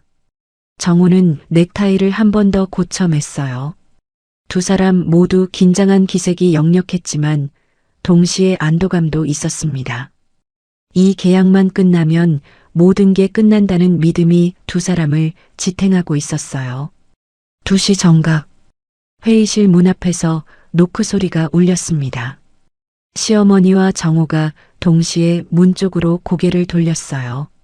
중개인이 일어나 문을 열었습니다. 문이 열렸습니다. 처음 들어온 건 한미라 변호사였어요. 서류 가방을 든 채 차분하게 걸어 들어와 인수자 측 자리에 앉았습니다. 시어머니는 변호사를 흘끗 보고 다시 문 쪽으로 시선을 옮겼어요. 인수자 대표가 아직 안 들어왔으니까요. 그리고 두 번째 사람이 문을 넘어섰습니다. 검은색 정장, 단정하게 묶은 머리, 서류 봉투를 한 손에 든 여자가 회의실 안으로 들어왔어요. 구두 소리가 조용한 회의실에 또각또각 울렸습니다. 정우가 먼저 알아봤습니다. 그의 얼굴에서 핏기가 빠지는 게 눈에 보였어요. 눈이 커지고 입이 반쯤 벌어졌습니다. 손에 들고 있던 펜이 테이블 위로 떨어졌어요. 달그락 소리가 조용한 회의실에서 유난히 크게 울렸습니다. 수진이? 정우의 목소리가 갈라졌어요. 수진이라는 이름이 메마른 입술 사이로 겨우 빠져나왔습니다. 시어머니는 1초 늦게 알아챘어요. 처음에는 눈앞의 여자가 누구인지 인식하지 못한 것 같았습니다. 정장을 입고 화장을 하고 고개를 꼿꼿이 세운 그 모습이 시어머니가 알던 며느리와 너무 달랐으니까요. 하지만 정우가 수진이라고 부른 순간 시어머니의 눈이 크게 떠졌습니다. 뭐야 이게. 시어머니가 벌떡 자리에서 일어섰어요. 의자가 뒤로 밀리며 날카로운 소리를 냈습니다. 시어머니의 얼굴이 하얗게 질려 있었어요. 수지는 멈추지 않았습니다. 한 걸음 한 걸음 회의 테이블을 향해 걸었어요. 그리고 인수자 측 자리에 앉았습니다. 시어머니와 정우의 정면이었어요. 수지는 서류 봉투에서 계약서를 꺼내 테이블 위에 조용히 내려놓았습니다. 종이가 테이블에 닿는 소리만 회의실에 울렸어요. 아무도 말이 없었습니다. 정우가 웃으려 했어요. 입꼬리를 올리려 했지만 얼굴 근육이 말을 듣지 않았습니다. 웃음도 분노도 아닌 찌그러진 표정만 남았어요. 이게 무슨 장난이야. 내가 뭘 인수해. 수지는 정우를 바라보았습니다. 열애 동안 한 번도 똑바로 쳐다보지 못했던 그 눈을 오늘은 피하지 않았어요. 시어머니가 테이블을 손바닥으로 내리쳤습니다. 당장 나가. 여기가 내가 올 자리야? 수지는 시어머니를 바라보았습니다. 그리고 천천히 입을 열었어요. 목소리는 떨리지 않았습니다. 낮고 또렷하고 단단했어요. 이 회사 오늘부로 제가 인수합니다. 회의실 안의 공기가 얼어붙었습니다. 시어머니의 손이 부르르 떨렸어요. 손에 쥐고 있던 펜이 바닥으로 떨어졌습니다. 숨을 몰아쉬며 수진을 노려보았지만 수진은 눈 하나 깜짝하지 않았어요. 한미라 변호사가 차분한 목소리로 말했습니다. 인수법인은 모든 법적 검토를 마쳤습니다. 인수 금액과 조건은 계약서에 명시되어 있고 매도 측에서 제시한 조건에 부합합니다. 계약을 진행하시겠습니까? 정우가 자리에서 벌떡 일어났어요. 잠깐만요. 이건 말이 안 됩니다. 인수자가 내 아내라니 이게 정상적인 거래입니까? 한미라 변호사는 표정 하나 바꾸지 않았어요. 인수법인의 대표이사가 매도인의 배우자라는 사실이 거래의 적법성을 훼손하지는 않습니다. 법적으로 아무런 문제가 없습니다. 정우의 입이 닫혔습니다. 할 말을 잃은 거였어요. 법으로 막을 수 없다는 걸 방금 깨달은 얼굴이었습니다. 시어머니가 떨리는 목소리로 말했어요. 이게 다 내가 꾸민 거야? 처음부터? 수지는 시어머니를 똑바로 바라보며 대답했습니다. 처음부터는 아닙니다. 어머님. 장례식장에서 시작됐어요. 그 한마디에 시어머니의 얼굴이 일그러졌습니다. 장례식장, 커피. 그날의 기억이 시어머니의 머릿속에도 떠오른 게 분명했어요. 시어머니의 입술이 파르르 떨렸지만 아무 말도 나오지 않았습니다. 회의실은 한동안 침묵에 잠겼어요. 벽에 걸린 시계 초침 소리만 또각또각 울렸습니다. 중개인이 조심스럽게 입을 열었어요. 양측 모두 조건을 확인하셨으니 계약을 진행하시겠습니까? 시어머니와 정호는 서로를 바라보았습니다. 시어머니의 눈에는 분노와 공포와 굴욕이 뒤섞여 있었어요. 정호는 아무 표정도 짓지 못한 채 텅 빈 눈으로 어머니를 바라볼 뿐이었습니다. 선택지는 없었어요. 이 계약을 거절하면 다른 인수자는 없었습니다. 은행은 다음 달이면 강제 회수에 들어갈 거였고 회사는 그대로 부도 처리될 판이었어요. 매각 대금이라도 받는 것과 한 푼도 건지지 못하는 것. 두 가지 중 하나였습니다. 시어머니의 손이 천천히 펜을 집어들었어요. 그 손이 심하게 떨리고 있었습니다. 계약서 위에 펜이 닿는 순간 시어머니의 눈에서 눈물 한 방울이 떨어졌어요. 분노의 눈물인지 굴욕의 눈물인지 아마 시어머니 자신도 몰랐을 겁니다. 사인이 끝났습니다. 정호도 떨리는 손으로 자기 이름을 적었어요. 펜을 내려놓는 순간 성진식품은 더 이상 시댁의 회사가 아니었습니다. 시어머니는 의자에 천천히 주저앉았어요. 두 손으로 얼굴을 감싸고 고개를 떨구었습니다. 어깨가 미세하게 떨리고 있었지만 울음소리는 나오지 않았어요. 정호는 그날 처음으로 수진을 똑바로 바라보았습니다. 열해 동안 눈도 마주치지 않던 남편이 처음으로 아내의 얼굴을 정면에서 들여다보았어요. 그 눈에는 분노도 경멸도 아닌 자기가 모르던 사람을 발견한 것 같은 충격이 서려 있었습니다. 수진은 자리에서 일어났어요. 계약서를 정리하며 마지막으로 시어머니와 정호를 바라보았습니다. 아무 말도 하지 않았어요. 할 말이 없어서가 아니었습니다. 할 필요가 없었을 뿐이에요. 서류가 전부 말해주고 있었으니까요. 수진은 회의실 문을 열고 나왔습니다. 복도에 찬 공기가 얼굴을 스쳤어요. 수진은 걸음을 멈추고 천천히 숨을 내쉬었습니다. 가슴이 벅차올랐지만 울지 않았어요. 이건 끝이 아니었습니다. 시작이었어요. 진짜 시작은 지금부터였습니다. 9. 주인 바뀐 회사, 빈손으로 쫓겨난 가해자들. 인수계약이 끝난 다음 날 수진은 아침 7시에 성진식품에 출근했습니다. 밤새 비가 내렸어요. 아스팔트가 젖어 있었고 공기에 흙 냄새가 섞여 있었습니다. 수진은 우산을 접으며 성진식품 정문 앞에 섰어요. 이 건물 앞에 선 건 수없이 많았지만 이렇게 가슴이 단단한 적은 처음이었습니다. 정문을 들어서는 발걸음이 어제와는 완전히 달랐어요. 도시락을 들고 고개를 숙이며 들어오던 며느리가 아니었습니다. 검은 정장에 서류 가방을 든 수진이 정문을 지나자 경비실에 앉아있던 경비원이 눈을 크게 떴어요. 수진은 가볍게 목례를 하고 건물 안으로 들어갔습니다. 첫 번째로 한 일은 한미라 변호사에게 전화하는 거였어요. 수진은 대표 사무실에 들어가 책상 위에 가방을 내려놓으며 말했습니다. 오늘 오전 10시에 임시 이사회를 소집해 주세요. 임원 전원과 각 팀 팀장급 이상 참석이요. 한미라 변호사는 이미 준비가 되어 있었어요.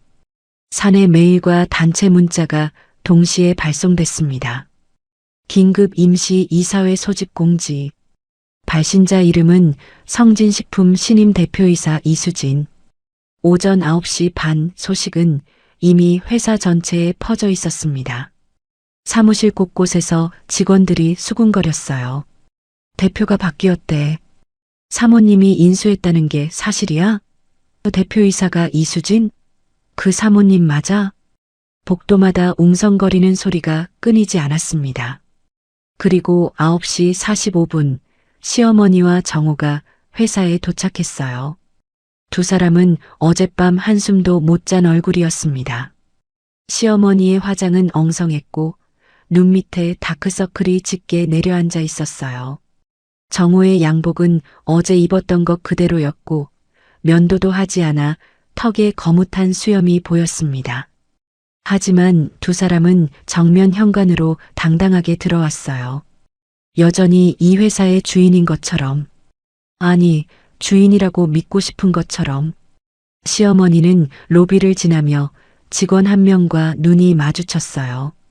직원은 평소처럼 안녕하세요라고 인사했지만 시선이 미묘하게 달랐습니다. 동정인지 호기심인지 아니면 둘 다인지. 시어머니는 그 시선을 무시하고 엘리베이터를 탔어요. 시어머니는 엘리베이터를 타며 정호에게 말했어요. 이사회에서 뒤집으면 돼. 겁먹지 마. 정호는 고개를 끄덕였지만 눈빛에는 확신이 없었습니다. 10시 정각. 3층 대회의실. 기다란 회의 테이블 양쪽으로 임원 4명과 팀장급 직원 6명이 앉아 있었습니다. 의자가 꽉 찬 건 오랜만이었어요. 최근 몇 달 동안 직원이 많이 빠져나갔지만 남아있는 사람들은 전부 와 있었습니다. 긴장된 얼굴, 불안한 눈빛. 무슨 일이 벌어질지 아무도 몰랐어요. 시어머니와 정호는 회의실 맨 앞, 대표석 바로 옆에 나란히 앉았습니다. 시어머니는 팔짱을 끼고 정면을 노려보고 있었어요. 이 자리는 내 자리다. 그런 얼굴이었습니다. 10시 3분 회의실 문이 열렸어요. 수진이 들어왔습니다. 어제와 같은 검은 정장이었지만 표정은 더 단단해져 있었어요.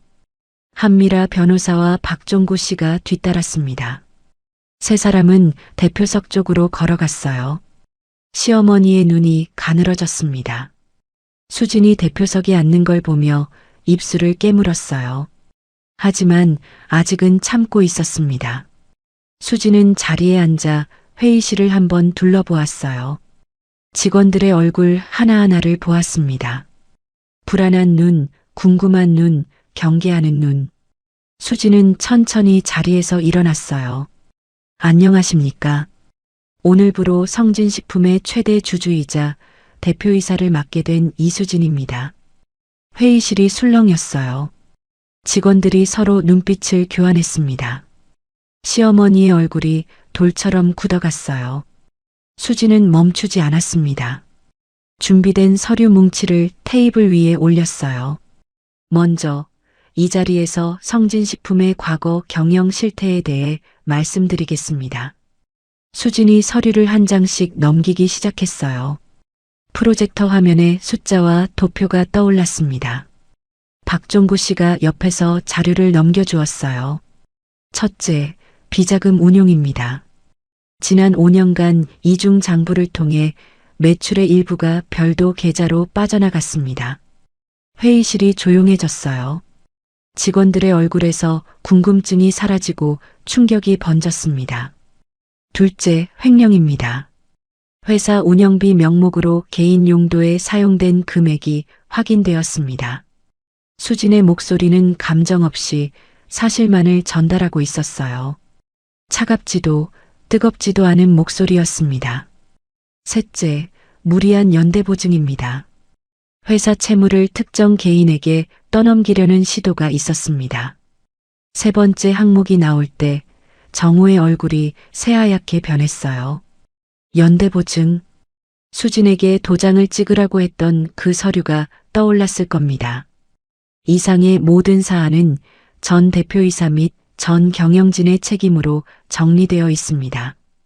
정호가 참지 못하고 자리에서 벌떡 일어났어요. 의자가 뒤로 넘어가며 쾅 소리를 냈습니다. 이게 무슨 짓이야? 당장 그만둬. 정호의 고함이 회의실에 울렸어요. 직원들이 움찔했습니다. 하지만 수진은 눈 하나 깜짝하지 않았어요. 정호를 바라보며 또렷하게 말했습니다. 회사를 살리려면 책임부터 분리해야 합니다. 이건 감정이 아니라 절차입니다. 정호의 주먹이 떨렸어요. 뭔가 더 소리치려 했지만 한미라 변호사가 차분하게 끊었습니다. 현재 이수진 대표이사는 적법한 절차에 따라 경영권을 취득했습니다. 이의가 있으시면 법적 절차를 통해 제기해 주시기 바랍니다. 정우의 입이 닫혔어요. 주먹은 떨리고 있었지만 더 이상 할 수 있는 게 없었습니다. 수진이 다시 입을 열었어요. 본 이사회에서 결의합니다. 전 대표이사 강정호는 대표직 해임. 전 경영고문 강 씨는 모든 직위 박탈 및 경영 참여 금지. 회의실이 숨을 죽였습니다. 직원들은 눈앞에서 벌어지는 일을 믿지 못하겠다는 표정이었어요. 수진이 고개를 돌려 총무팀장을 바라보았습니다. 두 분의 출입증을 회수해 주세요. 총무팀장이 잠시 망설였어요. 하지만 수진의 눈을 보고 자리에서 일어났습니다. 시어머니와 정우 앞에 다가가 조심스럽게 손을 내밀었어요. 죄송합니다. 출입증을 반납해 주셔야 합니다. 시어머니의 얼굴이 벌겋게 달아올랐습니다. 직원들이 보는 앞에서 출입증을 빼앗기다니 평생 쌓아온 체면이 산산조각 나는 순간이었어요. 내가 이 회사 만든 사람이야. 내가. 시어머니가 울부짖듯 소리쳤어요. 목소리가 갈라지고 눈에 눈물이 고였습니다. 하지만 아무도 움직이지 않았어요. 회의실은 조용했습니다. 수지는 시어머니를 바라보았어요. 그리고 낮은 목소리로 말했습니다. 맞아요, 어머님. 이 회사를 만드신 건 어머님이에요. 잠깐 멈춤이 있었어요. 회의실의 모든 시선이 수진에게 쏠려 있었습니다. 그리고 망친 것도 어머님이에요. 시어머니의 입이 벌어졌어요. 아무 말도 나오지 않았습니다. 손에 들고 있던 출입증이 손가락 사이로 미끄러져 테이블 위에 떨어졌어요. 정우도 출입증을 내려놓았습니다. 고개를 숙인 채 아무 말도 하지 않았어요. 어제까지 이사였던 남자가 직원들이 지켜보는 앞에서 목에 걸었던 사원증을 반납하고 있었습니다. 회의가 끝났습니다. 직원들이 하나둘 회의실을 나갔어요. 시어머니와 정우만 남았습니다. 시어머니는 의자에 주저앉은 채 움직이지 못했어요. 정우는 빈 테이블을 응시하며 서 있었습니다. 총무팀 직원이 조심스럽게 다가왔어요. 건물 밖까지 안내해 드리겠습니다. 시어머니는 비틀거리며 일어났습니다. 정우가 어머니 팔을 잡았어요. 평소 같으면 나 혼자 걸어 라고 뿌리쳤을 시어머니가 아들의 팔에 기대어 일어섰습니다. 다리에 힘이 없는 게 보였어요. 두 사람은 복도를 걸어 엘리베이터를 탔습니다.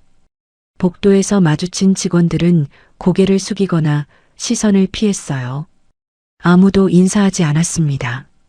어제까지 사장님, 이사님 하며 굽신대던 사람들이 오늘은 눈도 마주치지 않았어요.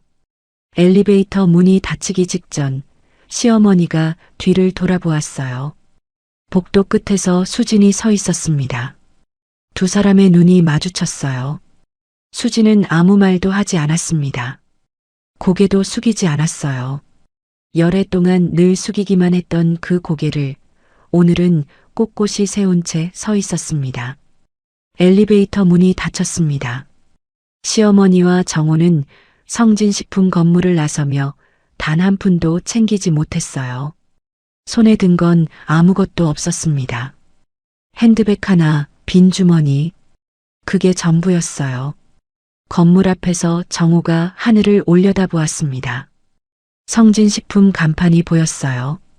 어제까지는 자기 회사였던 그 간판이 오늘은 남의 것이 되어 있었습니다. 회사에서 쫓겨난 날 시어머니와 정호는 그래도 희망을 버리지 않았습니다. 매각 대금이 들어오면 빚을 갚고 작은 사업이라도 다시 시작할 수 있을 거라고 믿었어요. 하지만 그건 착각이었습니다. 진짜 파멸은 그때부터 시작됐어요. 수지는 회사를 인수한 직후 한미라 변호사와 함께 성진식품의 과거 채무를 법적 절차에 따라 정리하기 시작했습니다.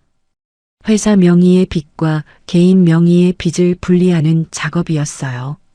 복잡하고 시간이 걸리는 일이었지만 박종구 씨가 몇 달에 걸쳐 모아둔 자료가 있었기에 가능했습니다. 그 결과는 처참했어요. 시어머니와 정호가 개인 이름으로 져있던 빚이 전부 수면 위로 드러났습니다. 회사 돈으로 갚아왔던 개인 채무, 회사 장부에 숨겨놓았던 대출, 거래처에 갚지 못한 미수금까지. 회사라는 껍데기가 벗겨지자 그 안에 있던 빚더미가 고스란히 드러난 거였어요. 은행이 먼저 움직였습니다. 대출 상환이 3달 넘게 연체된 상태였으니까요. 은행 여신관리팀에서 내용 증명이 날아왔어요. 그리고 채권자들도 일제히 개인 재산 압류 절차에 들어갔습니다. 법원에서 온 서류가 시댁 우편함에 하나둘 쌓이기 시작했어요. 시어머니가 평생 살던 집, 시댁의 자랑이던 그 아파트 현관문에 경매 공고문이 붙은 건 회사에서 쫓겨난 지 2달째 되던 날이었습니다. 노란색 종이에 법원 직인이 찍혀 있었어요. 시어머니는 그 종이를 보고 현관 앞에 주저앉았습니다. 다리에 힘이 풀려서가 아니었어요. 현실을 더 이상 부정할 수 없었기 때문이었습니다.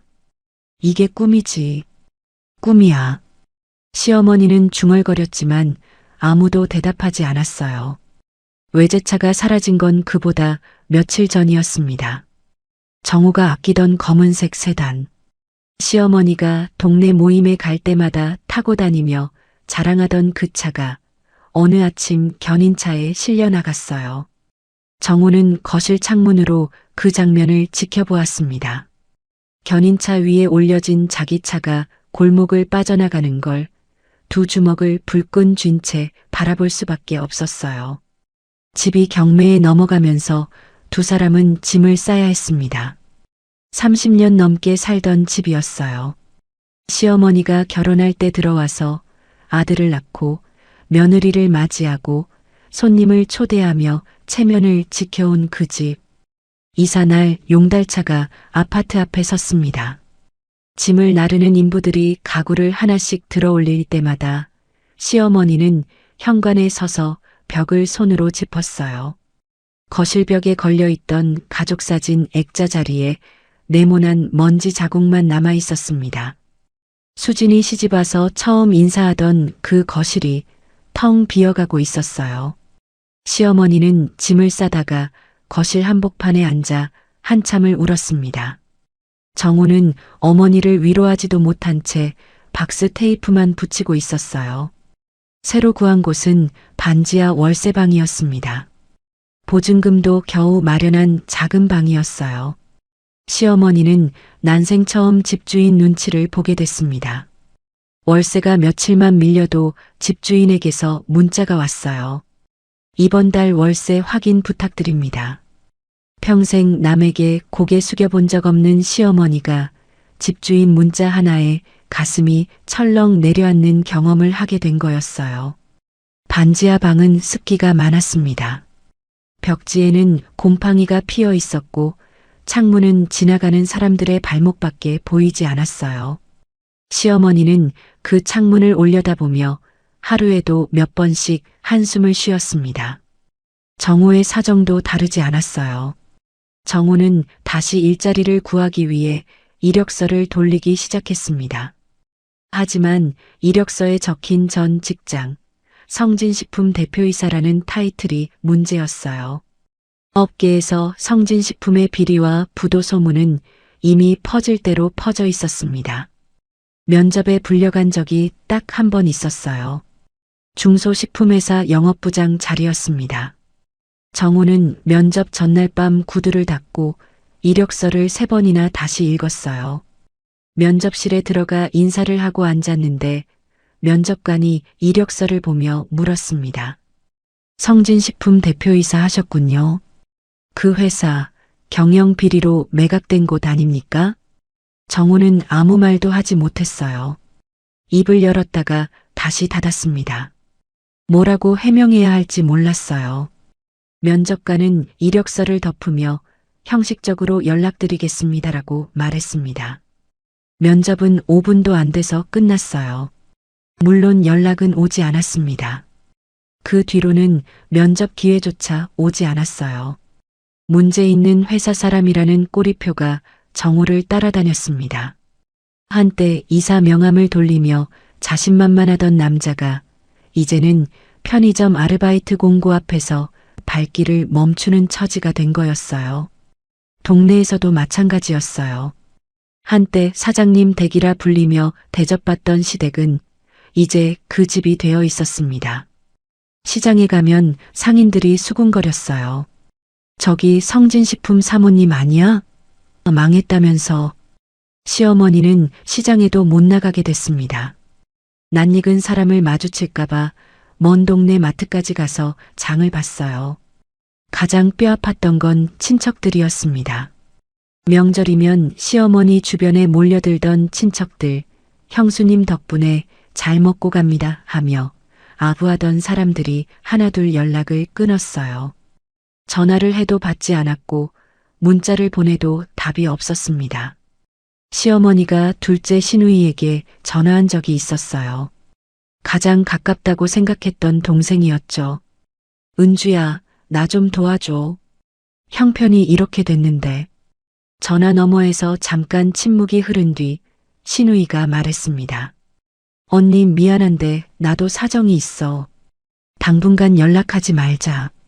툭. 전화가 끊어졌어요.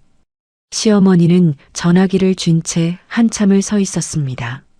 한때 며느리를 깔보는데 앞장서던 그 친척들이 시어머니가 힘들어지니 가장 먼저 등을 돌린 거였어요. 그리고 이혼 재판이 시작됐습니다. 수지는 변호사를 통해 이혼 소송을 제기했어요. 법정에는 수진과 정호가 마주 앉았습니다. 정호는 양복 대신 낡은 점퍼를 입고 있었어요. 얼굴은 수척해져 있었고 눈 밑에 그늘이 짙었습니다. 수진 측에서 제출한 증거는 방대했습니다. 열애에 걸친 정신적 학대 기록, 장례식장에서의 커피 투척 사건, 화상 치료 기록과 진단서, 시어머니와 남편의 폭언을 기록한 메모장 사본, 연대보증을 강요하려 했던 서류 사진. 한미라 변호사가 하나씩 제출할 때마다 정호의 고개가 조금씩 더 숙여졌어요. 정호 측 변호사는 반박할 거리가 거의 없었습니다. 수진이 열애 동안 꼼꼼하게 기록해온 자료들 앞에서 부인할 수 있는 건 아무것도 없었어요. 장례식장의 커피 투척은 당시 조문객 2명의 진술서로도 확인됐습니다. 판사는 장례식장에서의 모욕과 10년간의 정신적 학대를 모두 인정했습니다. 판결문을 읽는 판사의 목소리는 담담했지만 그 내용은 무거웠어요. 위자료 판결이 내려졌고 정호에게는 위자료 지급 책임과 함께 혼인 기간 중 발생한 채무의 상당 부분이 귀속됐습니다. 판결이 끝난 뒤 정호는 빈손으로 법정을 나왔어요. 변호사 비용도 제대로 내지 못한 상태였습니다. 법원 복도에서 정호는 벽에 등을 기대고 한참을 서 있었어요. 한때 내가 뭘 아냐며 아내를 깔보던 남자의 마지막 모습이었습니다. 법정을 나서던 수지는 복도 끝에서 정호와 마주쳤어요. 잠깐 걸음을 멈췄습니다. 정호가 수진을 올려다보았어요. 예전처럼 무시하는 눈이 아니었습니다. 그렇다고 미안해하는 눈도 아니었어요. 그냥 텅 빈 눈이었습니다. 수진이 입을 열었어요. 회사도 돈도 다 제가 지킨 겁니다. 목소리는 차분했습니다. 떨리지도 않았고 높아지지도 않았어요. 당신들은 제가 망친 게 아니에요. 스스로 알거지가 된 거예요. 정호는 아무 말도 하지 못했습니다. 입을 열었다가 다시 닫았어요. 할 수 있는 말이 없었습니다. 수지는 더 이상 돌아보지 않았어요. 법원 계단을 내려가며 햇빛 속으로 걸어갔습니다. 가을바람이 수진의 머리카락을 가볍게 흩날렸어요. 법원 앞 벤치에 잠깐 앉았습니다. 핸드백에서 작은 사진 한 장을 꺼냈어요. 엄마 사진이었습니다. 영정 사진이 아니라 시장에서 웃고 있는 엄마의 오래된 사진이었어요. 구겨지고 빛바랜 사진이지만 수지는 늘 지갑에 넣고 다녔습니다. 수지는 사진 속 엄마를 바라보며 조용히 말했어요. 엄마, 나 해냈어요. 눈물이 한 방울 떨어졌습니다. 장례식장에서 커피를 맞을 때도 울지 않았고 밤마다 화장실에서 울 때도 소리를 내지 않았던 수진이 오늘은 눈물을 참지 않았어요. 볼을 타고 흐르는 눈물을 닦지도 않았습니다.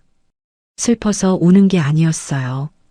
열해 동안 무겁게 짊어지고 있던 무언가를 드디어 내려놓은 사람의 눈물이었습니다. 수지는 사진을 다시 지갑에 넣고 자리에서 일어났어요. 코끝을 한번 훔치고 하늘을 올려다보았습니다. 구름 하나 없는 맑은 하늘이었어요. 성진식품은 수진의 손에서 정상화되어 가고 있었습니다. 밀린 급여가 지급됐고 신뢰할 수 있는 거래처와 새 계약이 체결됐어요. 떠났던 직원 중 일부는 다시 돌아왔습니다. 회사 간판은 그대로였지만 안은 완전히 달라져 있었어요. 수지는 대표 사무실 한쪽에 작은 액자를 하나 놓아두었습니다. 엄마 사진이었어요. 시장에서 환하게 웃고 있는 엄마. 앞치마를 두르고 과일 상자 앞에 서서 주름진 눈으로 카메라를 보며 웃고 있는 사진이었습니다. 수지는 매일 아침 출근하면 그 사진을 한번 보고 하루를 시작했어요. 가끔 퇴근 전에 사무실 불을 끄기 전 수지는 액자 앞에 서서 작게 말하곤 했습니다. 엄마, 오늘도 잘 버텼어요. 아무도 듣지 못하는 작은 인사였지만 수진에게는 하루를 마무리하는 의식 같은 거였어요. 더 이상 고개를 숙이는 며느리는 없었습니다. 부엌에서 존재를 숨기던 여자도, 화장실에서 소리 없이 울던 여자도, 남의 말에 입을 다물던 여자도 없었어요. 내가 뭘 아냐는 말에 고개를 떨구던 그 사람은 이제 어디에도 없었습니다. 있는 건 단 하나, 자기 힘으로 일어선 한 사람뿐이었습니다. 수지는 오늘도 아침 7시에 성진식품 정문을 들어섰어요. 어깨를 펴고 고개를 들고 자기 이름이 걸린 회사로 출근했습니다. 구두 소리가 로비에 또각또각 울렸어요. 그 소리는 작았지만 단단했습니다. 열해의 침묵이 만들어낸 한 사람의 발걸음이었습니다. 여기까지가 수진의 이야기였습니다. 이 글에 대한 저의 생각을 한마디로 말하자면 사람을 무시하는 것이야말로 가장 어리석은 일이라는 겁니다. 시어머니와 남편은 10년 동안 수진을 깔보았어요. 돈 없는 집 딸이라고 무식하다고 아무것도 모른다고 하지만 바로 그 무시가 수진에게 가장 완벽한 무기를 쥐어준 셈이었습니다. 이 이야기의 교훈은 분명합니다. 참는 것과 당하는 것은 다릅니다. 수지는 감정으로 싸우지 않았어요. 기록하고 준비하고 기다렸습니다. 그리고 때가 왔을 때 단 한 번에 모든 것을 뒤집었어요. 누군가를 만만하게 보는 순간 이미 지고 있는 겁니다. 오늘 이야기가 여러분이 마음에 오래 남기를 바랍니다.